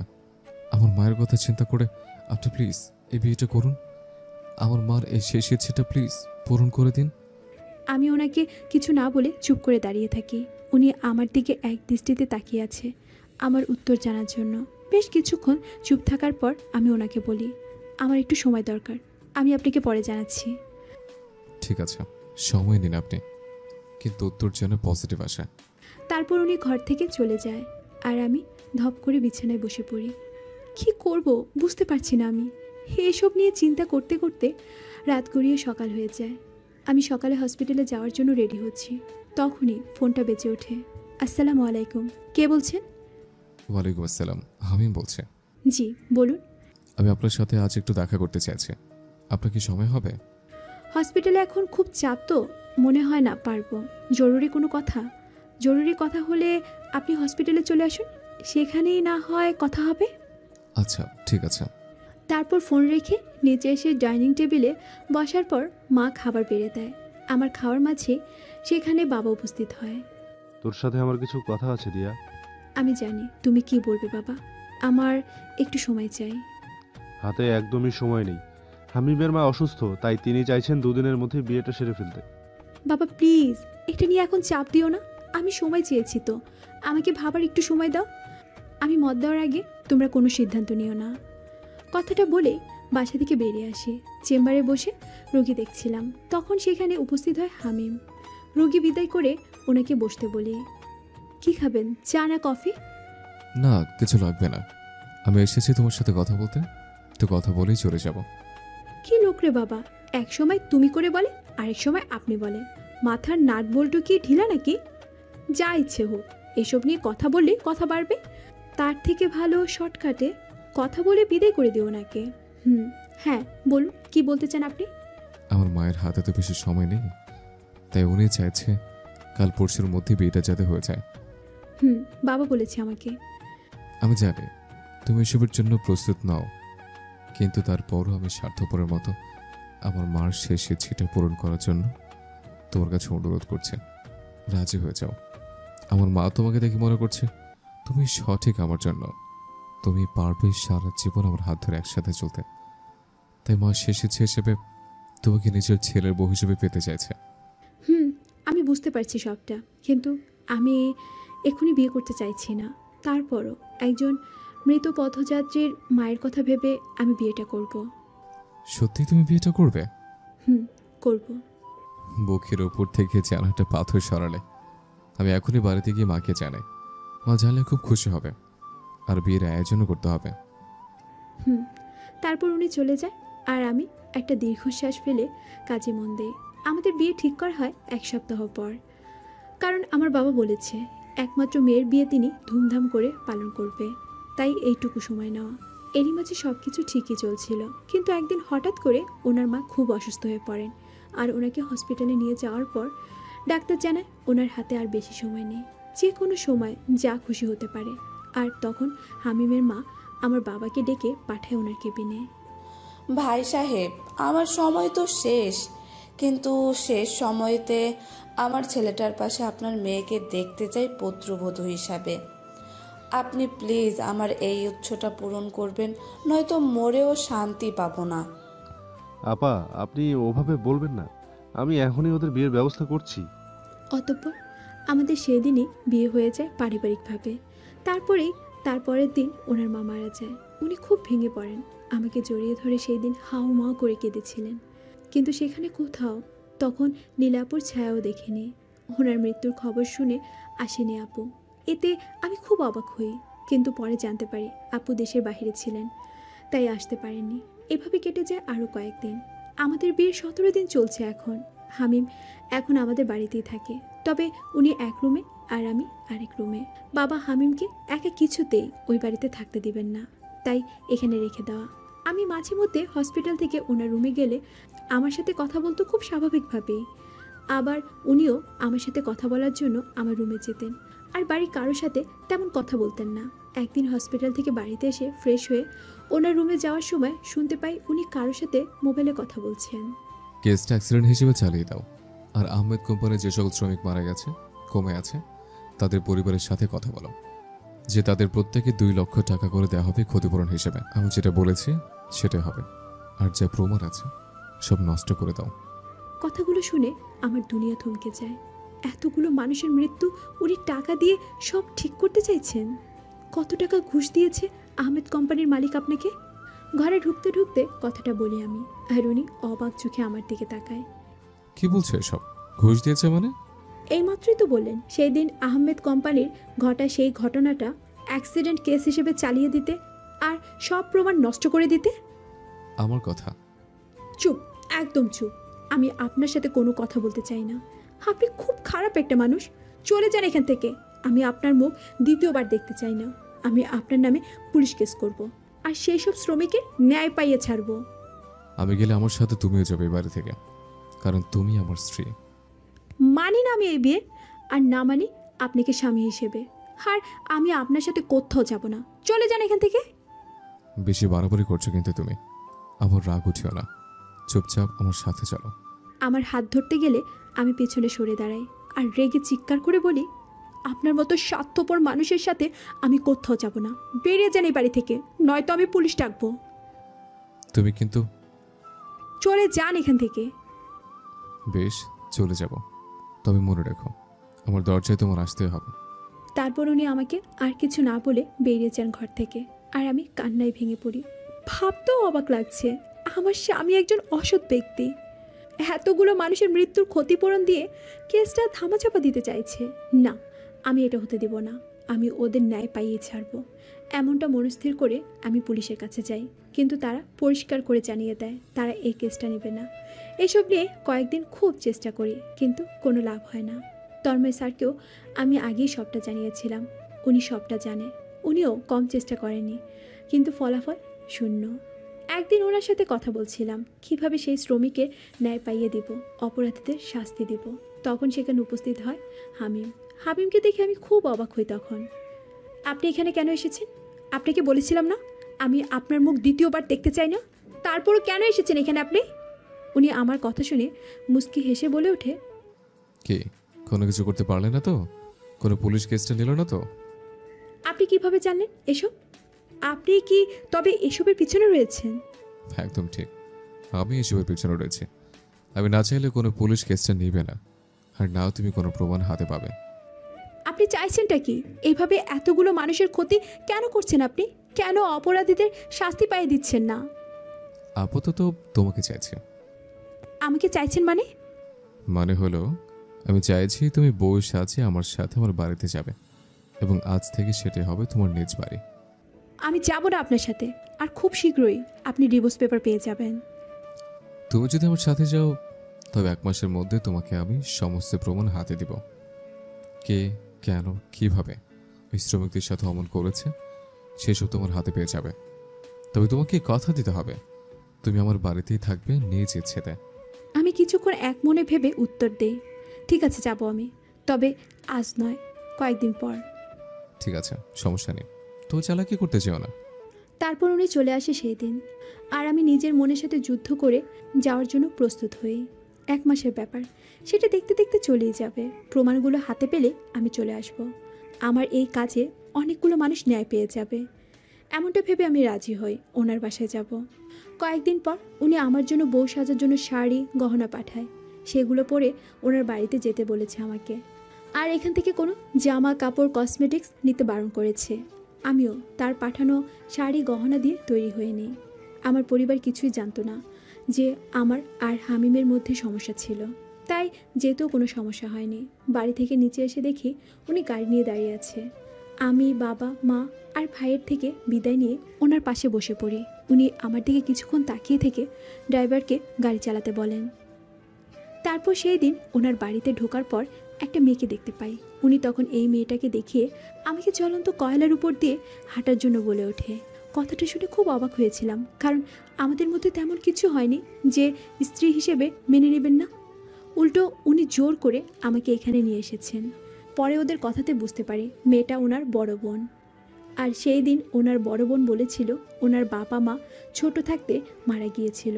তবে সেই মহিলাকে যে কয়েকদিন আগে মারা গেল, এমন নানা প্রশ্ন এখনও আমার মাথায় ঘুরছে। তারপরও আমি এই মানুষগুলোকে ন্যায় পাইয়ে দেওয়ার জন্য কয়লার উপর দিয়ে হেঁটে যেতে চেয়েছি। এক পা দিয়েছিলামও, তারপর কি হয় মনে নেই। তবে জ্ঞান ফেরার পর পায়ে কোনো পোড়া দাগ দেখিনি, সেটাও আমার কাছে একটা রহস্য। আর সেই দিন রাতে আমি ওনার ল্যাপটপ শাড়ি পরার জন্য নিইনি। ওনার ল্যাপটপে ওই শ্রমিকের দুর্ঘটনার প্রমাণ থাকতে পারে সেটা ভেবে নিয়েছিলাম, যাতে প্রমাণগুলো হাতে চলে আসে সেই দিনই। কিন্তু কপাল খারাপ, তাই ল্যাপটপ ভেঙে চুরমার হয়ে গেছে। ফ্ল্যাশব্যাক অ্যান্ড অতীতের কথা ভাবতে ভাবতে কখন যে ঘুমিয়ে পড়ি মনে নেই, কিন্তু হঠাৎ গালে কারো হাতের স্পর্শ পেয়ে কেঁপে ওঠে। দিয়া, উঠো, খাবার এনেছে, খাবে, চলো। হামিমের গলার স্বর পেয়ে আমি ঘুম থেকে লাফিয়ে উঠি। উনি সেটা দেখে মুচকি হাসে। খাবার নিয়ে চলে যান, খাবো না আমি। মায়ের খেতে না চাইলে চুপচাপ খেয়ে নাও। খাবার থেকে মায়ের খাওয়া ভালো, কারণ এত এত প্রশ্ন মাথায় নিয়ে আমি খেতে পারবো না। কি প্রশ্ন যাচ্ছে তোমার মনে? বললেই তো আর উত্তর দিবেন না, তো বলেও লাভ নেই। বলতে তো পারি, তুই বলেই দেখো না। সত্যি বলছেন? বলবো, তবে সেসব উত্তর দেওয়ার মতো হলে শুধু 2টা প্রশ্নের উত্তর দিব। উত্তর দেওয়ার মতোই, আর আপনার কাছে সব উত্তর আছে। বেশ, তো বলো কি প্রশ্ন আছে, আর খাবারটা মুখে নিয়ে নাও। উনি আমার মুখের সামনে খাবার ধরে কথাটা বলে। আমিও কিছু না ভেবে ওনার হাত থেকে খাবার খেতে শুরু করি। আর খেতে খেতে ওনাকে প্রশ্ন করে উঠি, আপনার মা তো কয়েকদিন আগে মারা গেল, তবে সেই দিন নীলা আপু কেন বলল বাবা মা মারা যাওয়ার পর ছোট থেকে উনি আপনাকে বড় করেছে? উনি হঠাৎ আমাকে খাইয়ে দেওয়া বন্ধ করে এক দৃষ্টিতে আমার দিকে তাকিয়ে রইল। আমি এই দৃষ্টির মানে বুঝলাম না। তবে বেশ কিছুক্ষণ পর উনি বলে উঠল, কয়েকদিন আগে যিনি মারা গেছে উনি আমার মা নন। ওনাকে আমি বৃদ্ধাশ্রম থেকে নিয়ে এসে মায়ের আসনে বসিয়েছি 2 বছর আগে। ছোট থাকতে মা বাবা মারা যান, প্রথম বাবা তারপর মা। আমার মাকে আমি বড্ড বেশি ভালোবাসতাম, তাই মা মারা যাওয়ার পর মায়ের মৃত্যুটা আমাকে বড্ড বেশি আঘাত করে। তখন নিজেকে মানিয়ে নিতে চেয়েছিলাম, কিন্তু কোনোভাবেই পারছিলাম না। আপু আমাকে খুব ভালোবাসে, আপু আমাকে আগলে রাখত সব কিছু থেকে, কিন্তু তারপরও আমি নিজেকে মানিয়ে নিতে পারিনি। একদিন একটা কেসের তদন্ত করার জন্য বৃদ্ধাশ্রমে যাই, আর সেখানে গিয়ে ওনাকে দেখে আমার মায়ের কথা মনে পড়ে। মনে হচ্ছিল আমার মা বুঝে এখানেই রয়েছে। আমি প্রায় সময় ওখানে যেতাম, গিয়ে দেখা করে আসতাম ওনার সাথে। এভাবে ওনার প্রতি আমার মায়ের দিন দিন বাড়তেই থাকে। তাই আমি ওনাকে আমার বাড়িতে নিয়ে এসে মায়ের আসনে বসাই। আর এসব কিছুতে আপুর আপত্তি ছিল, তাই উনি মারা যাওয়ার পরও ওনাকে দেখতে আসেনি। উনি কথাগুলো বলার সময় চোখে পানি টলমল করছিল। আমার চোখের কোণে পানি জমছে। উনি নিজেকে সামলে আমার মুখের সামনে খাবার ধরে। আমিও ওনার দিকে তাকিয়ে খাবারটা খেয়ে নিই চুপচাপ। আরেকটা প্রশ্ন করতে পারবে? তাড়াতাড়ি করো, নয়তো আর উত্তর পাবে না। আমি ওনার কথা শুনে ভুলেই গিয়েছিলাম যে 2টো প্রশ্ন করতে পারবো। ওই দিন আমাকে জ্বলন্ত কয়লার উপর দিয়ে হেঁটে যেতে কেন বলেছিলেন? আমার এই কথাটা শোনার পর ওনার চোখ মুখের রং আবারও পাল্টে যায়। চোখ মুখ শক্ত করে বলে ওঠে, এই প্রশ্ন বাদ দিয়ে অন্য যে কোনো প্রশ্ন করো। আপনি না বললেন 2টা প্রশ্নের উত্তর দেবেন? তো দিন না উত্তর, এমন কেন করছেন বলুন তো?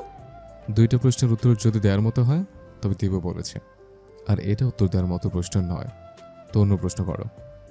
বুঝতে পারলাম উনি এই প্রশ্নের উত্তর দিবেন না, তাই অন্য প্রশ্ন করাই ভালো। তাতে করে একটা রহস্য ভেদ তো করতে পারবো, আর নয়তো এইভাবে রহস্যের মায়াজালে ঝুলে থাকতে হবে আমাকে। কি ভাবছো? না মানে ভাবছিলাম, তখন কিডন্যাপ করে এখানে নিয়ে এসেছিলেন কেন? ওই বাড়িতে আপু আর দুলাভাই এসেছে, তাই এখানে নিয়ে এসেছি। তোমাকে ভালো করে বললে তুমি আসতে না, তাই এইভাবে নিয়ে এসা। কিন্তু আমি ওখানে থাকলে সমস্যা কি ছিল? অনেক সমস্যা ছিল, এখন তোমাকে বলা যাবে না, তাই চুপচাপ এবার শুয়ে পড়ো। আমি আসছি এখনই। মানে আপনি আসবেন কেন? বারে, আমার ঘর আমার বউ, তো আমি আসবো না নাকি? মানে আপনি আমার সাথে এক ঘরে থাকবেন নাকি? বউ থাকতে বউর সাথে থাকবো না তো কি একা থাকবো? আর এতদিন বিয়ে করার পরও একাই ছিলাম, কারণ বউ শ্বশুরবাড়ি ছিল, কিন্তু এখন তো বউ আমার বাড়িতে, আর গত রাতে একা শুতে দিয়েছে বলে যে আজও একা শুতে দিব? এতটা ভালো নই আমি। আজ থেকে আমি তোমার সাথেই থাকবো, আর তুমি থাকবে আমার বুকে। না, আমি ঘুমাবো না আপনার সাথে। আস্তে চিল্লাও, কানের পর্দা ফেলে যাবার উপক্রম। আমি শুবো না আপনার সাথে, চলে যান এখান থেকে। তোমার শুতে হবে না, আমি শুভ তোমার সাথে। কথাটা বলে উনি ঘর থেকে চলে যায়, আর আমি তাড়াতাড়ি বিছানা থেকে উঠে দরজা লাগিয়ে দিই আর হাত ছেড়ে নিশ্চিন্তে মনে হাত পা ছড়িয়ে শুয়ে পড়ি। হঠাৎ মাঝরাতে কারো গরম নিঃশ্বাসে ঘুম ভেঙে যায় আমার। আমি ধীরে ধীরে চোখ খুলি। আমার উপর হামিমকে দেখে খুব জোরে একটা চিৎকার দিই। হামিম আমার চিৎকারে লাফিয়ে ওঠে শোয়া থেকে। উনি ওঠার সাথে সাথে আমিও খাট থেকে নেমে নিচে দাঁড়াই। উনি ঘুম ঝরানো কণ্ঠে বলে ওঠে, এভাবে চিৎকার কেন করলে? আমি ওনার কথার কোনো উত্তর না দিয়ে দরজার দিকে তাকিয়ে দেখি দরজা লাগানো। দরজা তো আমি তখন ভালো করেই লাগিয়েছি, তারপরও উনি ভিতরে আসলো কি করে? কি হলো, এভাবে চুপ করে দাঁড়িয়ে আছো কেন? বলবা তো, কেন ওভাবে চিৎকার করলে? আপনি এইখানে কিভাবে এলেন? উড়ে এসেছে। মজা করছেন নাকি সত্যি? দেখুন, মজা করলে একদম মজা করবেন না বলে দিচ্ছি। সত্যি করে বলুন, আপনি মানুষ না জিন? আমার শেষের কথাটা শুনে উনি বড় বড় চোখ করে তাকায় আমার দিকে। উনি আমার কথা এতটাই অবাক হয়েছে, চোখ যেন বেরিয়ে আসবে।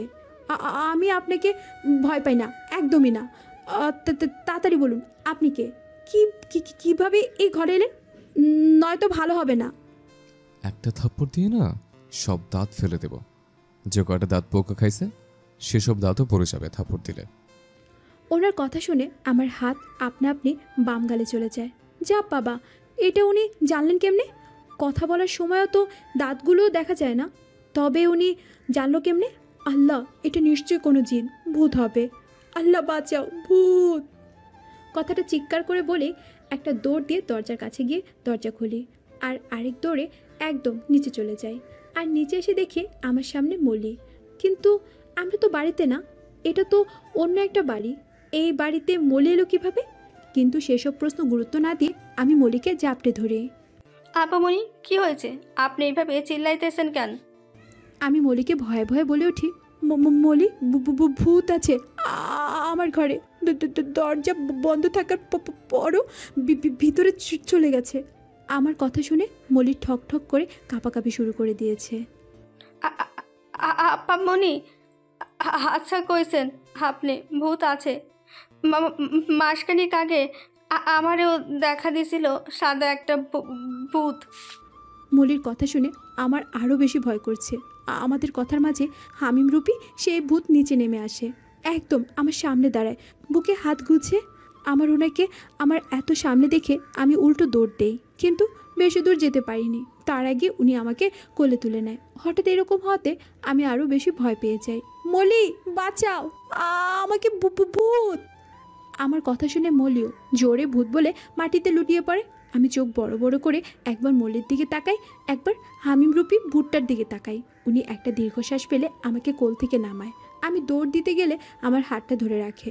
আমি হাত মুচড়ি করছি ছাড়াবার জন্য, কিন্তু একটা ভূতের কাছে আমার শক্তি নগণ্য। উনি পকেট থেকে ফোনটা হাতে নিয়ে কাউকে ফোন লাগায়। সেটা দেখে আমি আরও বেশি অবাক হয়ে যাই। ভূত কি ফোনও চালায়? ডিজিটাল বাংলাদেশ কি ডিজিটাল ভূতেরও উৎপত্তি হলো নাকি?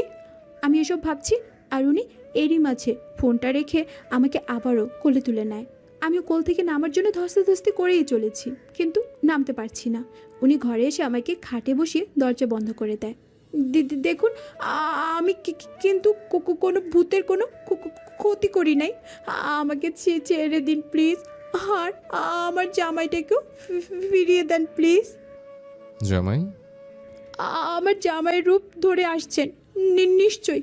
আমার একমাত্র ডাইনোসর জামাইটাকে কোথাও রেখে এসেছেন, নয়তো আমি এত চিৎকার করলাম উনি এলো না কেন? প্লিজ আমার জামাইকে ফিরিয়ে দিন না। চুপ, একদম চুপ, স্টুপিড কোথাকার। ভূত বলতে কিছুই নেই, তাই এমন বোকা বোকা কথা আরেকবার বললে এমন থাপ্পড় দেব যে ভূত বলতে কোনো ওয়ার্ড আছে সেটা ভুলে যাবে। আমাকে তোমার কোন অ্যাঙ্গেলে ভূত মনে হয়? Answer me. চুপ করে থাকবে না। ওনার ধমকে আমি এবার ভ্যা ভ্যা করে কেঁদে ফেলি। উনি হকচকিয়ে উঠে আমার কান্নার আওয়াজে। শারু, কেঁদো না, আর ধমক দিব না। তুমি শান্ত হও, কেঁদো না। শারু শব্দটা শুনে মনের ভিতর কেমন যেন একটা ভালো লাগা কাজ করলো। আমি কান্না ভুলে ওনার দিকে ফেলিয়ে তাকিয়ে আছি, আর উনি আমার চোখের পানি মুছে দেয়। তুমি এমন বোকা বোকা কথা বলছিলে, তার জন্য এভাবে ধমক দিতে হলো আমার, আর তোমাকে কাঁদতে হলো। আমি কোনো জিন কিংবা ভূত নই, আমি হামিম, তোমার একমাত্র স্বামী। আর রুমে আসার জন্য কি ভূত হতে হয় নাকি? বারান্দার এক্সট্রা চাবি আছে কি করতে? আল্লাহ, বলুন। উনি মুচকি হেসে বলে ওঠে, আল্লাহ। হাতটা দিন আপনার। হাত দিয়ে কি করবা? দিন তো। তারপর উনি হাত দিলে আমি ওনার নোকে চাপ দিয়ে ধরি। উনি ব্যথায় আউচ করে ওঠে, আর আমি বিশ্বজয় করা হাসিতে মেতে উঠি। আমি এখন শিওর উনি কোনো জিন নয়, ভূত নয়, আমার একমাত্র স্বামী উনি। ব্যথা দিলে কেন? ব্যথা পেলেন বলেই তো শিওর হলাম আপনি কোনো জিন কিংবা ভূত নন। মানে হলো ছোট থাকতে মামার বাসায় গেলে নানু বলতো জিন ভূত ধরলে নাকি হাতের নখ চাপ দিলে ব্যথা পায় না, তাই সেই টেকনিকটাই এখন ব্যবহার করলাম। উনি আমার মাথায় একটা ঠোয়া মেরে বলে ওঠে, আপনার পলাতক পাগল একটা। আমি ওনার কথায় তেলে বেগুনে জ্বলে উঠি। এই, আপনি আমাকে পাবনার পাগল বলছেন কেন? হ্যাঁ, ঘুষি দিয়ে একদম নাক বোচা করে ফেলবো। তুমি পাবনার পাগল, আর দাও একটা ঘুষি, দেখি তোমার কত শক্তি। ওনার কথা শুনে দমে যাই, কারণ যতই হোক কেউ তাকে মারতে বললে মারা যায় না, তাই আমি চুপ করে বসে আছি। কিন্তু হঠাৎ করে মনে পড়ে যায় উনি তো আমার উপরে ছিল তখন, কিন্তু কেন তখন ওভাবে শুয়েছিল? আইবিয়া, আপনি তখন আমার উপরে শুয়েছিলেন কেন? কোন কুমতলবে তখন এমন করেছেন? দেখছিলাম তোর কয়েকটা দাঁত পোকা খাইছে। এই, তুমি একজন ডাক্তার, ডাক্তার হয়ে নিচের দাঁতের ইয়ে হাল কেন? দেখুন, একদম দাঁত নিয়ে কথা বলবেন না। আমার দাঁত যথেষ্ট সুন্দর, ঠিক আছে? সেটাই তো দেখতে পাচ্ছি। আপনার সাথে কথা বলে কোনো ফায়দা নেই, যান এই ঘর থেকে, ঘুমাবো আমি। আপনার সাথে কথা বললেই কথা বাড়বে, আর রাত পার হয়ে সকাল হয়ে যাবে। আমি এই ঘর থেকে কোথাও যাচ্ছি না, আমি আজ থেকে তোমার সাথে একই রুমে থাকবো। খেলবো না থুক্কু, থাকবো না আমি আপনার সাথে, বের হন এই ঘর থেকে। উনি আমার কথা পাত্তা না দিয়ে আমাকে এক হাতে জড়িয়ে ধরে কিছুটা ধাক্কা দিয়ে বেডে ফেলে দেয়, আর উনি আমার পাশে শুয়ে পেছন থেকে এক হাতে আমার গলার আরেক হাত পেটে রেখে শুয়ে পড়ে। ওনার ছোঁয়ায় কেঁপে উঠি আমি, আর উনি মুচকি হেসে আমার কপালে একটা চুমু দিয়ে চোখ বন্ধ করে শুয়ে পড়ে। আমি ওনার আলতো ছোঁয়ায় একদম ফ্রিজড হয়ে যাই। কি হলো এটা? কি করলো এটা? সকালে কারো চিৎকারে ঘুম ভাঙে আমার। আমি চোখ খুলে তাকিয়ে অবাক হয়ে যাই, কারণ গতকাল উনি আমাকে যে বাড়িতে নিয়ে গিয়েছিল এটা সেই বাড়ি নয়, এটা আগের সেই বাড়িটা। বুঝলাম না কিছু। রাতে এই বাড়ি আর সকালে ওই বাড়ি, উনি এমন কেন করছেন? এসব ভাবনার মাঝে আবার নিচ থেকে চিৎকারের আওয়াজ ভেসে আসে।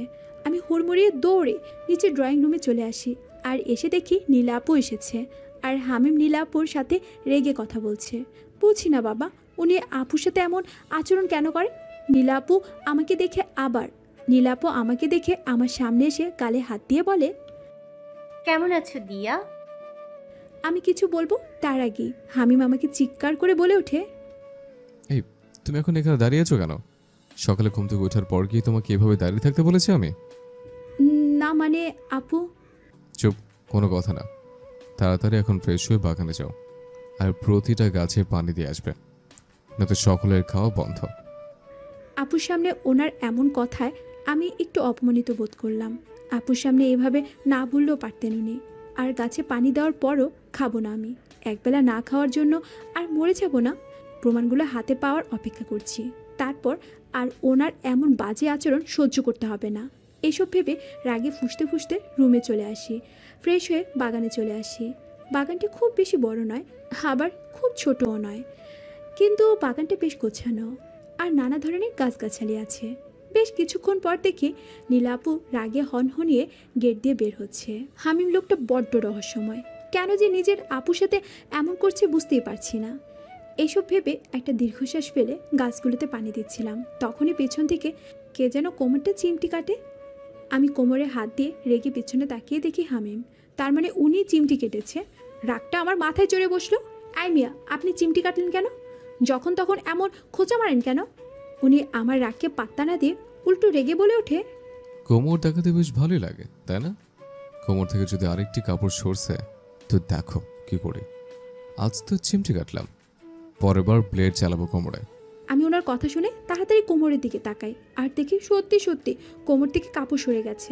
আমি তাড়াতাড়ি হাত দিয়ে শাড়ি আঁকড়ে ধরলাম যাতে কোমর না দেখা যায়। ইস, লজ্জায় মরে যেতে ইচ্ছে করছে ওনার সামনে। কোমরের কাপড় সরে গিয়েছিল। দূর। হয়েছে, এত লজ্জা পেতে হবে না, গাছে পানি দাও। কথাটা বলেই উনি আমার পেছনে দোলনায় বসে পড়লেন। আমি কোনো মতে শাড়িটা ঠিক করে গাছে পানি দেওয়ায় মনোযোগ দিলাম, কিন্তু কেমন আনইজি ফিল হচ্ছে। উনি কিভাবে আমার দিকে তাকিয়ে আছে? এইভাবে কেউ তাকিয়ে থাকলে কি কাজ করা যায় নাকি? এই, আপনি এখান থেকে জানতো, তখন থেকে চোখ দিয়ে গিলে খাচ্ছেন। উনি ভ্রুকুচকে তাকালেন আমার দিকে, যেন উনি বুঝতেই পারেননি আমি কি বলছি। চোখ দিয়ে আবার গিলে খায় কিভাবে? মুখ দিয়ে খাওয়া যায় জানি, কিন্তু চোখ দিয়ে কিভাবে খায়? আল্লাহ, দড়ি ফালাও, এই ডাইনোসরটাকে উঠিয়ে দে। শালা বজ্জাত পচা কুমড়ো, ইচ্ছে করতেছে কিক মাইরা উগান্ডা পাঠাইতে। চোখ দিয়ে গিলে খায় কেমনে জানে না, ঢং কত। এখনও ছোট বাবু রয়েছে তিনি। হ্যাঁ, রাগের মাথায় কথাগুলো ওনার সামনেই বলে ফেলে। কথাগুলো বলার পর ওনার দিকে তাকিয়ে দেখি উনি আমার ঠিক পেছনে পকেটে হাত দিয়ে দাঁড়িয়ে আছে। আর কিছু বলার আছে? আমি মাথা ঝাঁকিয়ে না বুঝিয়ে সাথে সাথে উল্টো ঘুরে দৌড় লাগাই, আর পেছনে তাকিয়ে দেখি উনিও আমার পেছন পেছন দৌড়াচ্ছে। এটা দেখে ভয়ে আমার অন্তরাত্মা কেঁপে উঠল। আমি দৌড়ে স্পিড আরও বাড়িয়ে দিই, আর একটা সময় আমার পায়ে কিছু লাগলে আমি মাটিতে হঠাৎ করে বসে পড়ি। তাকিয়ে দেখি পায়ে কাটা ফুটেছে, কিন্তু রক্ত পড়ছে না। তারপরও পায়ে খুব ব্যথা করছে। আমি কাঁটাটা টান দিয়ে উঠিয়ে ফেলি, সাথে সাথে রক্ত পড়া শুরু হয়, আর ব্যথায় চোখ দিয়ে এক ফোঁটা জল গড়িয়ে পড়ে। আমি চোখের পানিটা মুছে দেখি হামিম আমার সামনে দাঁড়িয়ে আছে। উনি আমার সামনে হাঁটু গেড়ে বসে পায়ে হাত দিতে গিয়েও কিছু একটা ভেবে থেমে যায়, আর কিছু না বলে আমাকে ওখানে রেখে বাড়ির ভিতরে চলে আসে। ওনার এমন কাজে যেন খুব খারাপ লাগছে। তারপরও আমি এটা নিয়ে বেশি না ভেবে উঠে দাঁড়াই, আর স্বাভাবিকভাবে হেঁটে চলেছি। পায়ে যে কাটা ফুটেছে তার বিন্দুমাত্র প্রভাব আমার উপর পড়েনি এমন ভাব করে। রুমে এসে আমি শাড়িটা নিয়ে ওয়াশরুমে গিয়ে শাওয়ার নিয়ে রেডি হয়ে হসপিটালে যাওয়ার জন্য বেরিয়ে পড়ি। এতটা সময় ওনাকে কোথাও দেখতে পাইনি, এতে খারাপ লাগলো, পাত্তা দিলাম না। হসপিটালে পৌঁছানোর পরপরই একটা কল আসে। একটা পেশেন্ট দেখার জন্য তার বাড়িতে যেতে হবে। সে নাকি খুবই অসুস্থ, তাই হসপিটাল থেকে বেরিয়ে পড়ি রোগী দেখার জন্য। পেশেন্টের বাড়ির ঠিকানা অনুযায়ী একটা ফ্ল্যাটের সামনে আসি আর কলিং বেল বাজাই। কিছুক্ষণের মধ্যেই একটা মহিলা দরজা খুলে দিয়ে আমাকে ভিতরে নিয়ে যায়, কিন্তু সেখানে গিয়ে আমি খুব বেশি অবাক হয়ে যাই, কারণ হামিম রয়েছে ওখানে। আমি ভ্রুকুচকে তাকালে উনিও ভ্রুকুচকায়। আমি পেছনে ফিরে সেই মহিলাকে কিছু জিজ্ঞাসা করব, কিন্তু দেখি সেই মহিলা নেই, আর ঘরের দরজাটাও বন্ধ। এসব কি হচ্ছে বুঝতে পারছি না আমি। আপনি এখানে কেন? আর পেশেন্ট কোথায়? আমার একই প্রশ্ন, তুমি এখানে কেন? আর কোন পেশেন্টের কথা বলছো?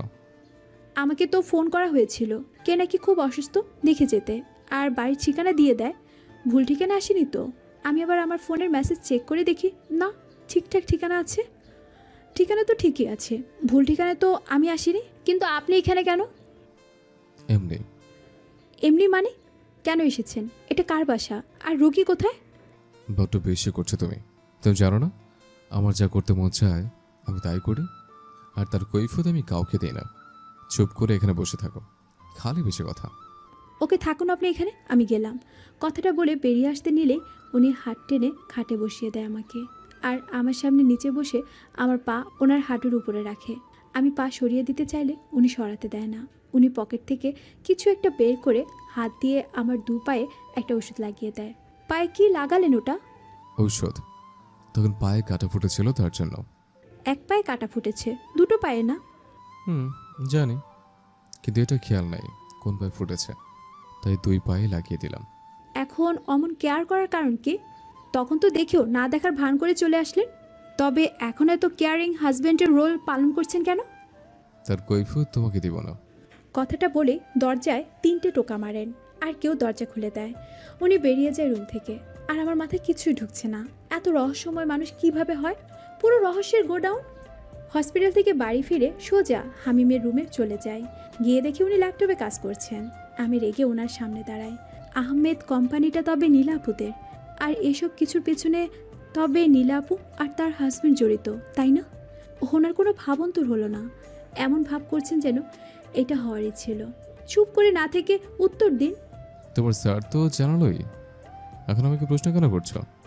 আপনাকে এসব প্রশ্ন করছি কারণ আমি সবটা আপনার থেকে জানতে চাই। তবে শোনো, যা জানো তুমি সবটাই সত্যি। এসবের পেছনে আপু আর তার হাজব্যান্ড জড়িত। আহমেদ কোম্পানিটা আপুদেরই, আর কোম্পানিতে ওই বিষাক্ত গ্যাস ওরাই দিয়েছিল, যাতে করে শ্রমিকদের ওই অবস্থা হয়েছে। কেন এসব করলো ওরা? কেন এতগুলো মানুষের ক্ষতি করলো? শ্রমিকদের সাথে বেতন নিয়ে ঝামেলা হয়েছিল, তাই ওরা এমন করেছে। আর ওরা তো ওদের শাস্তি পেয়েছে, পুলিশ ওদের গ্রেপ্তার করেছে। জানি আমি, কিন্তু আপনি এসব লুকিয়েছিলেন কেন? উনি মুচকি এসে বসা থেকে উঠে আমার সামনে দাঁড়ায়। আমি ভ্রু কুঁচকে ওনার থেকে কয়েক কদম পিছিয়ে যাই। আমি তো লুকাতে চাইনি, তুমি বাধ্য করেছ। আমি বাধ্য করেছি মানে? তুমি তো সেদিন আমার ফোনের বলা কয়েকটা কথা শুনে ভুল বুঝে প্রতিবাদী হয়ে উঠলে, তাই আমাকে তোমার থেকে অনেক কিছু লুকাতে হয়েছে। এমন হেয়ালি না করে সোজাসুজি উত্তর দিন। সেদিন ফোনে অন্য একটা কেস নিয়ে আলোচনা করছিলাম। আমার জুনিয়র অফিসার কিশোর ওই দিন একটা কাজ সেরে বাড়ি ফিরছিল, তখন দেখতে পায় একটা মেয়েকে দুইটা ছেলে জোরাজোরি করে গাড়িতে তুলছে। কিশোরের বুঝতে বেশি সময় লাগিয়ে নিয়েছে ছেলেগুলো ভালো কোনো উদ্দেশ্য নিয়ে মেয়েটাকে নিচ্ছে না। সে গিয়ে আটকায়, কিন্তু তারা উল্টো কিশোরকে মারতে আসে, আর কিশোর বাধ্য হয়ে গুলি চালায়। যেখানে একজন মারা যায় আর একজন পালিয়ে যায়। সেটা কিশোর আমার সাথে শেয়ার করলে আমি ওকে জানাই অ্যাক্সিডেন্ট কেস বলে চালাতে, আর যা প্রমাণ আছে সব নষ্ট করে দিতে। তবে ওই দিন যে বললেন শ্রমিকদের 2 লক্ষ টাকার ক্ষতিপূরণ দিতে, উনি হাসলেন। ওটা তো আমি এমনি এমনি বলেছি। ও আচ্ছা, বুঝতে পারছি। আর কোনো প্রশ্ন আছে কি তোমার? আপুর ভাইয়াকে যে পুলিশ ধরে নিয়ে গেল, তাতে আপনার খারাপ লাগছে না? না, খারাপ লাগছে না। আর তাদের কর্মফল পেয়েছে। এসব বাদ দিয়ে আর কিছু জানা থাকলে বলো। না, আর কোনো প্রশ্ন নেই। আমি ফ্রেশ হয়ে আসছি। আচ্ছা। আমি একটা শাড়ি নিয়ে ওয়াশরুমে চলে এলাম। ফ্রেশ হয়ে বের হয়ে দেখি উনি খাবার নিয়ে বসে আছেন। আপনি খাবার আনতে গেলেন কেন? আমি তো নিচে গিয়ে খেতে পারতাম। এমনি নিয়ে আসলাম, বসো, খাবে। বুঝি না উনি এমন কেন, এই ভালো তো এই খারাপ। আমি সোফায় গিয়ে বসলে উনি আমার সামনে খাবার ধরে। আমি অবাক চোখে ওনার দিকে তাকাই। উনি চোখ দিয়ে ইশারা করে খেতে, কিন্তু আমি এক দৃষ্টিতে ওনার দিকে তাকিয়ে রয়েছি। এইভাবে তাকিয়ে থাকলে পেট ভরবে না। ওনার কথায় থতমত খেয়ে যাই আমি, আর চোখ নামিয়ে খাবারটা খেয়ে নিই। উনি আমাকে খাইয়ে দিচ্ছে আর এক দৃষ্টিতে তাকিয়ে আছে। ওনার চোখ কিছু একটা প্রকাশ করতে চাইছে, কিন্তু সেটা আমি বুঝতে পারছি না। উনি আমাকে খাইয়ে দিয়ে নিজে খেয়ে নেন। উনি প্লেট নিয়ে উঠতে গেলে আমি আস্তে করে বলে উঠি, সরি। উনি আমার দিকে ভ্রু কুঁচকে তাকায়। আপনাকে ভুল বুঝে অপমান করার জন্য আমি খুবই দুঃখিত, ক্ষমা করে দিবেন প্লিজ। উনি আমার কথার উত্তরে শুধু মুচকি হেসে আমার কপালে আলতো করে চুমু দিয়ে চলে গেলেন। আর হামিম প্লেটগুলো রান্নাঘরে রেখে বাগানে চলে আসে, আর এক মনে নিজের সাথে কথা বলে চলেছে। তোমাকে তো আমি সেই কবে ক্ষমা করে দিয়েছি। খুব ভালোবাসি তোমাকে। সে প্রথম দেখাতে ভালোবেসে ফেলেছিলাম, কিন্তু এতদিন আপুর জন্য তোমাকে কাছে টেনে নিতে পারিনি।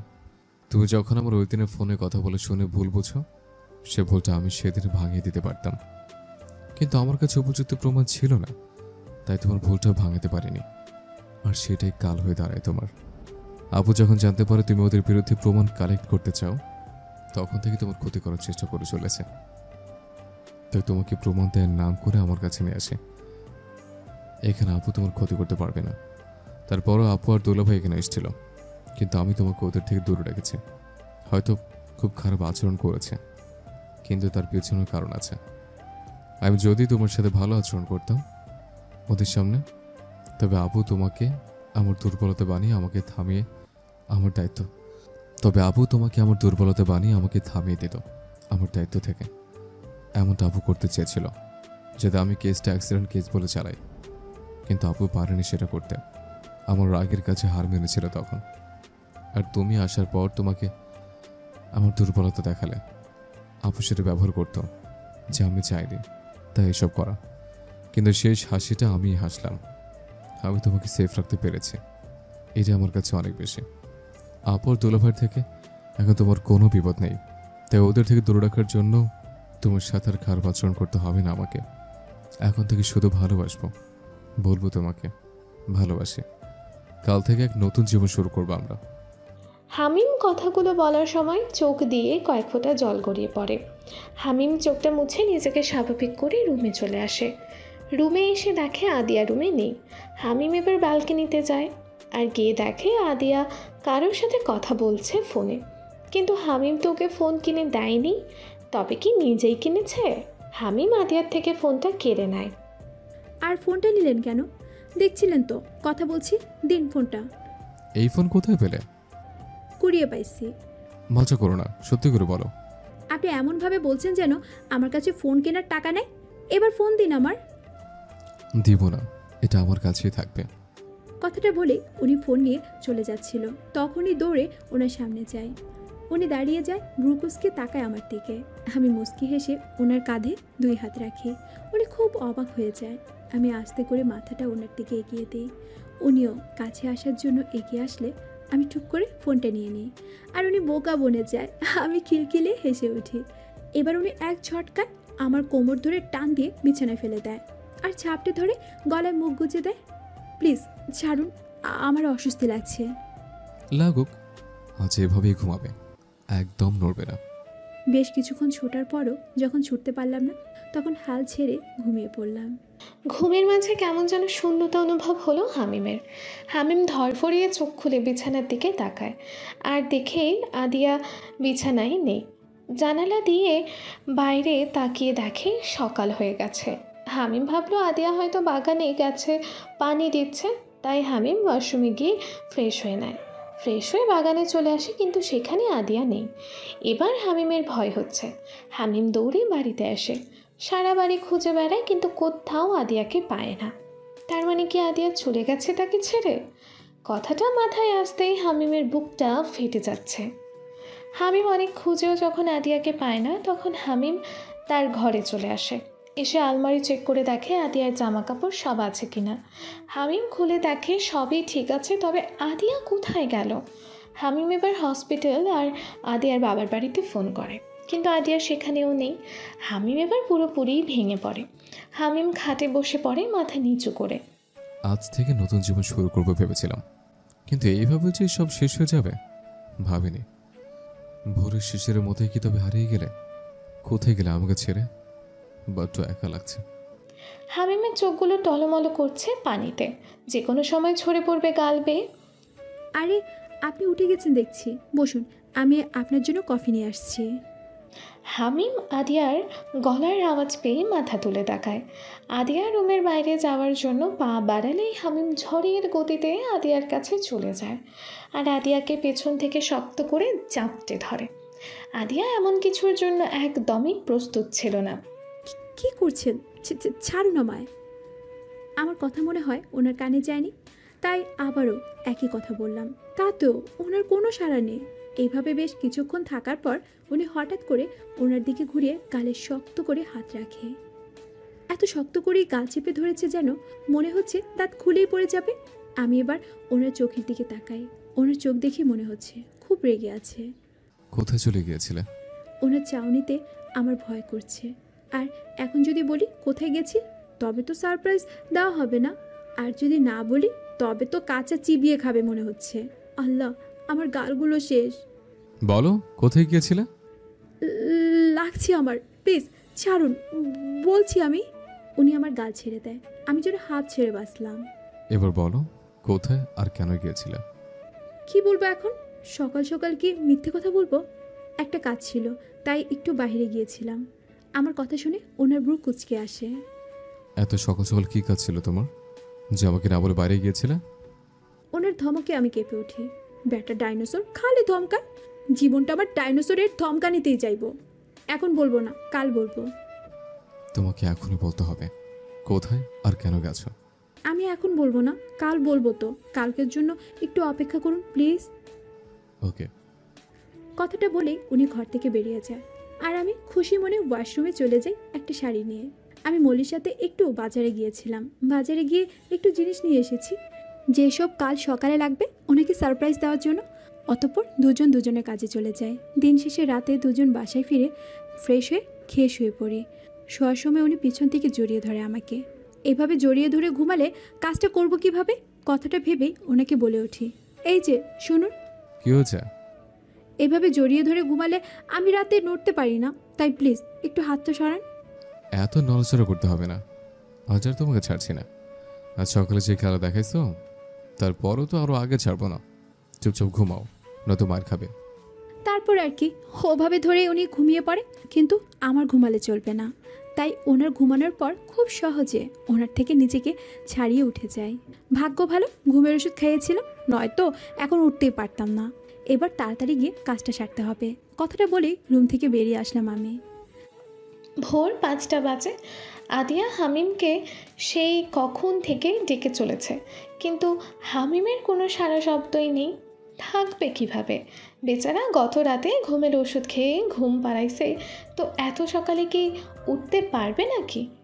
এবার আদিয়া এক গ্লাস পানি হামিমের মুখে ঢেলে দেয়, আর হামিম ঘুম থেকে লাফিয়ে ওঠে। কি হয়েছে? শরীর খারাপ লাগছে তোমার? আমি মাথা ঝাঁকিয়ে না বুঝাই। তবে কি হয়েছে? এভাবে পানি ঢাললে কেন ভোরবেলা? আমি ওনার হাতে একটা প্যাকেট ধরিয়ে দিয়ে বললাম, ফ্রেশ হয়ে এগুলো পরে বাগানে আসুন। কেন? যেটা বলেছি আপাতত সেইটাই করুন, গেলে সবটা জানতে পারবেন। উঠুন তাড়াতাড়ি, আর তৈরি হন জলদি। উনি আমার কথা মতো ওয়াশরুমে চলে যায়, আর আমি অন্য একটা রুমে গিয়ে শাড়ি পরে বাগানে চলে যাই। বেশ অনেকক্ষণ পরে হামিম সাদা রঙের একটা পাঞ্জাবি আর পায়জামা পরে বাগানে চলে আসে। বাগানে পা রাখার সাথে সাথে হামিম আশেপাশে তাকিয়ে অবাক হয়ে যায়। বাগানটা খুব সুন্দর করে সাজানো। বাগানের ঠিক মাঝামাঝি একটা উঁচু জায়গায় আদিয়া সুন্দর একটা শাড়ি পরে দাঁড়িয়ে আছে। হামিম মুচকি হেসে সামনে এগোয়, আর আদিয়া হামিমকে দেখে ছোট্টখাট্ট একটা ক্রাশ খায়। আদিয়ার সামনেই হামিম দাঁড়ালে আদিয়া হাত বাড়িয়ে হামিমকে ওপরে তুলে নেয়। হামিমকে ওপরে ওঠানোর পরপরই আদিয়া হামিমের হাতটা ধরে হাঁটু গেড়ে বসে পড়ে। হামিম অবাক চোখে আদিয়ার দিকে তাকায়। আপনার বাবুর আম্মু হতে চাই, দিবেন কি আমাকে সেই অধিকার? আদিয়ার কথা শুনে হামিম যেন বিশ্বাসই করতে পারছে না। হামিম অবাক দৃষ্টিতে তাকিয়ে রয়েছে আদিয়ার দিকে। আদিয়া আবারও বলে ওঠে, ভালোবাসি আপনাকে। হামিম এবার কোনো কিছু না বলেই আদিয়ার সামনে হাঁটু গেড়ে বসে আদিয়াকে শক্ত করে জড়িয়ে ধরে। আদিয়া তার উত্তর পেয়ে গেছে। আদিয়াও হামিমকে জড়িয়ে ধরে। আদিয়া জড়িয়ে ধরলে হামিম আদিয়ার গালে হাত দিয়ে সারা মুখে ভালোবাসার পরশ এঁকে দেয়। আদিয়া চোখ বন্ধ করে হামিমের প্রতিটা স্পর্শ উপভোগ করছে। আমিও খুব খুব খুব ভালোবাসি তোমাকে। প্লিজ আমাকে কখনো একা করে দিও না, তাহলে আমি নিঃস্ব হয়ে যাব। তোমাকে ছাড়া আমার চলবে না। জানি আমি। পরশু রাতে আপনি বাগানে এসে যা বলেছেন সবটা শুনেছি আমি। হামিম আদিয়ার দিকে অবাক হয়ে তাকালে আদিয়া বলে ওঠে, হ্যাঁ আমি সবটা শুনেছি, আর তাই আজ আপনাকে আমার মনের কথা বলার সাহস পেয়েছি। আমিও আপনাকে ভালোবেসে ফেলেছি। আমাদের বিয়ে হওয়ার পরে ভালোবেসে ফেলে আপনাকে, কিন্তু ভয় বলতে পারিনি কখনো। আর কাল আপনার কথা শুনে আমি সাহস পেয়ে আজ মনের কথা বলে ফেললাম। উনি আবারও আমাকে শক্ত করে জড়িয়ে ধরে। এইভাবে কিছুক্ষণ থাকার পর হামিম আমাকে ছেড়ে কোলে তুলে নেয়। আমি ওনার গলা জড়িয়ে ধরি। উনি আমাকে দোলনায় বসিয়ে আমার কোলে মাথা রেখে শুয়ে পড়ে। চুলে একটু হাত বুলিয়ে দাও না। আমি মুচকি হেসে ওনার চুলে হাত বুলিয়ে দিচ্ছি, আর উনি এক দৃষ্টিতে আমার দিকে তাকিয়ে আছে। আজকের এই ভোর আমার জীবনের বেস্ট একটা মুহূর্ত, কখনো ভুলবো না আজকের কথা আমি। ইস, সময়টা যদি এখানে থেমে যেত কতই না ভালো হতো। আমি ওনার কথায় শুধু মুচকি হাসছি। উনি এবার বেশ আবেগ মিশ্রিত গলায় বলে ওঠে, সারা জীবন ভালোবেসে আমার হয়ে থেকো, আমিও ভালোবেসে তোমায় আমার করে রাখবো। আমি ওনার কথায় মুচকি হেসে ওনার কপালে একটা ভালোবাসার পরশ এঁকে দেই। হামিম তার উত্তর পেয়ে গেছে। এভাবেই ভালো থাকুক প্রতিটা ভালোবাসার মানুষ।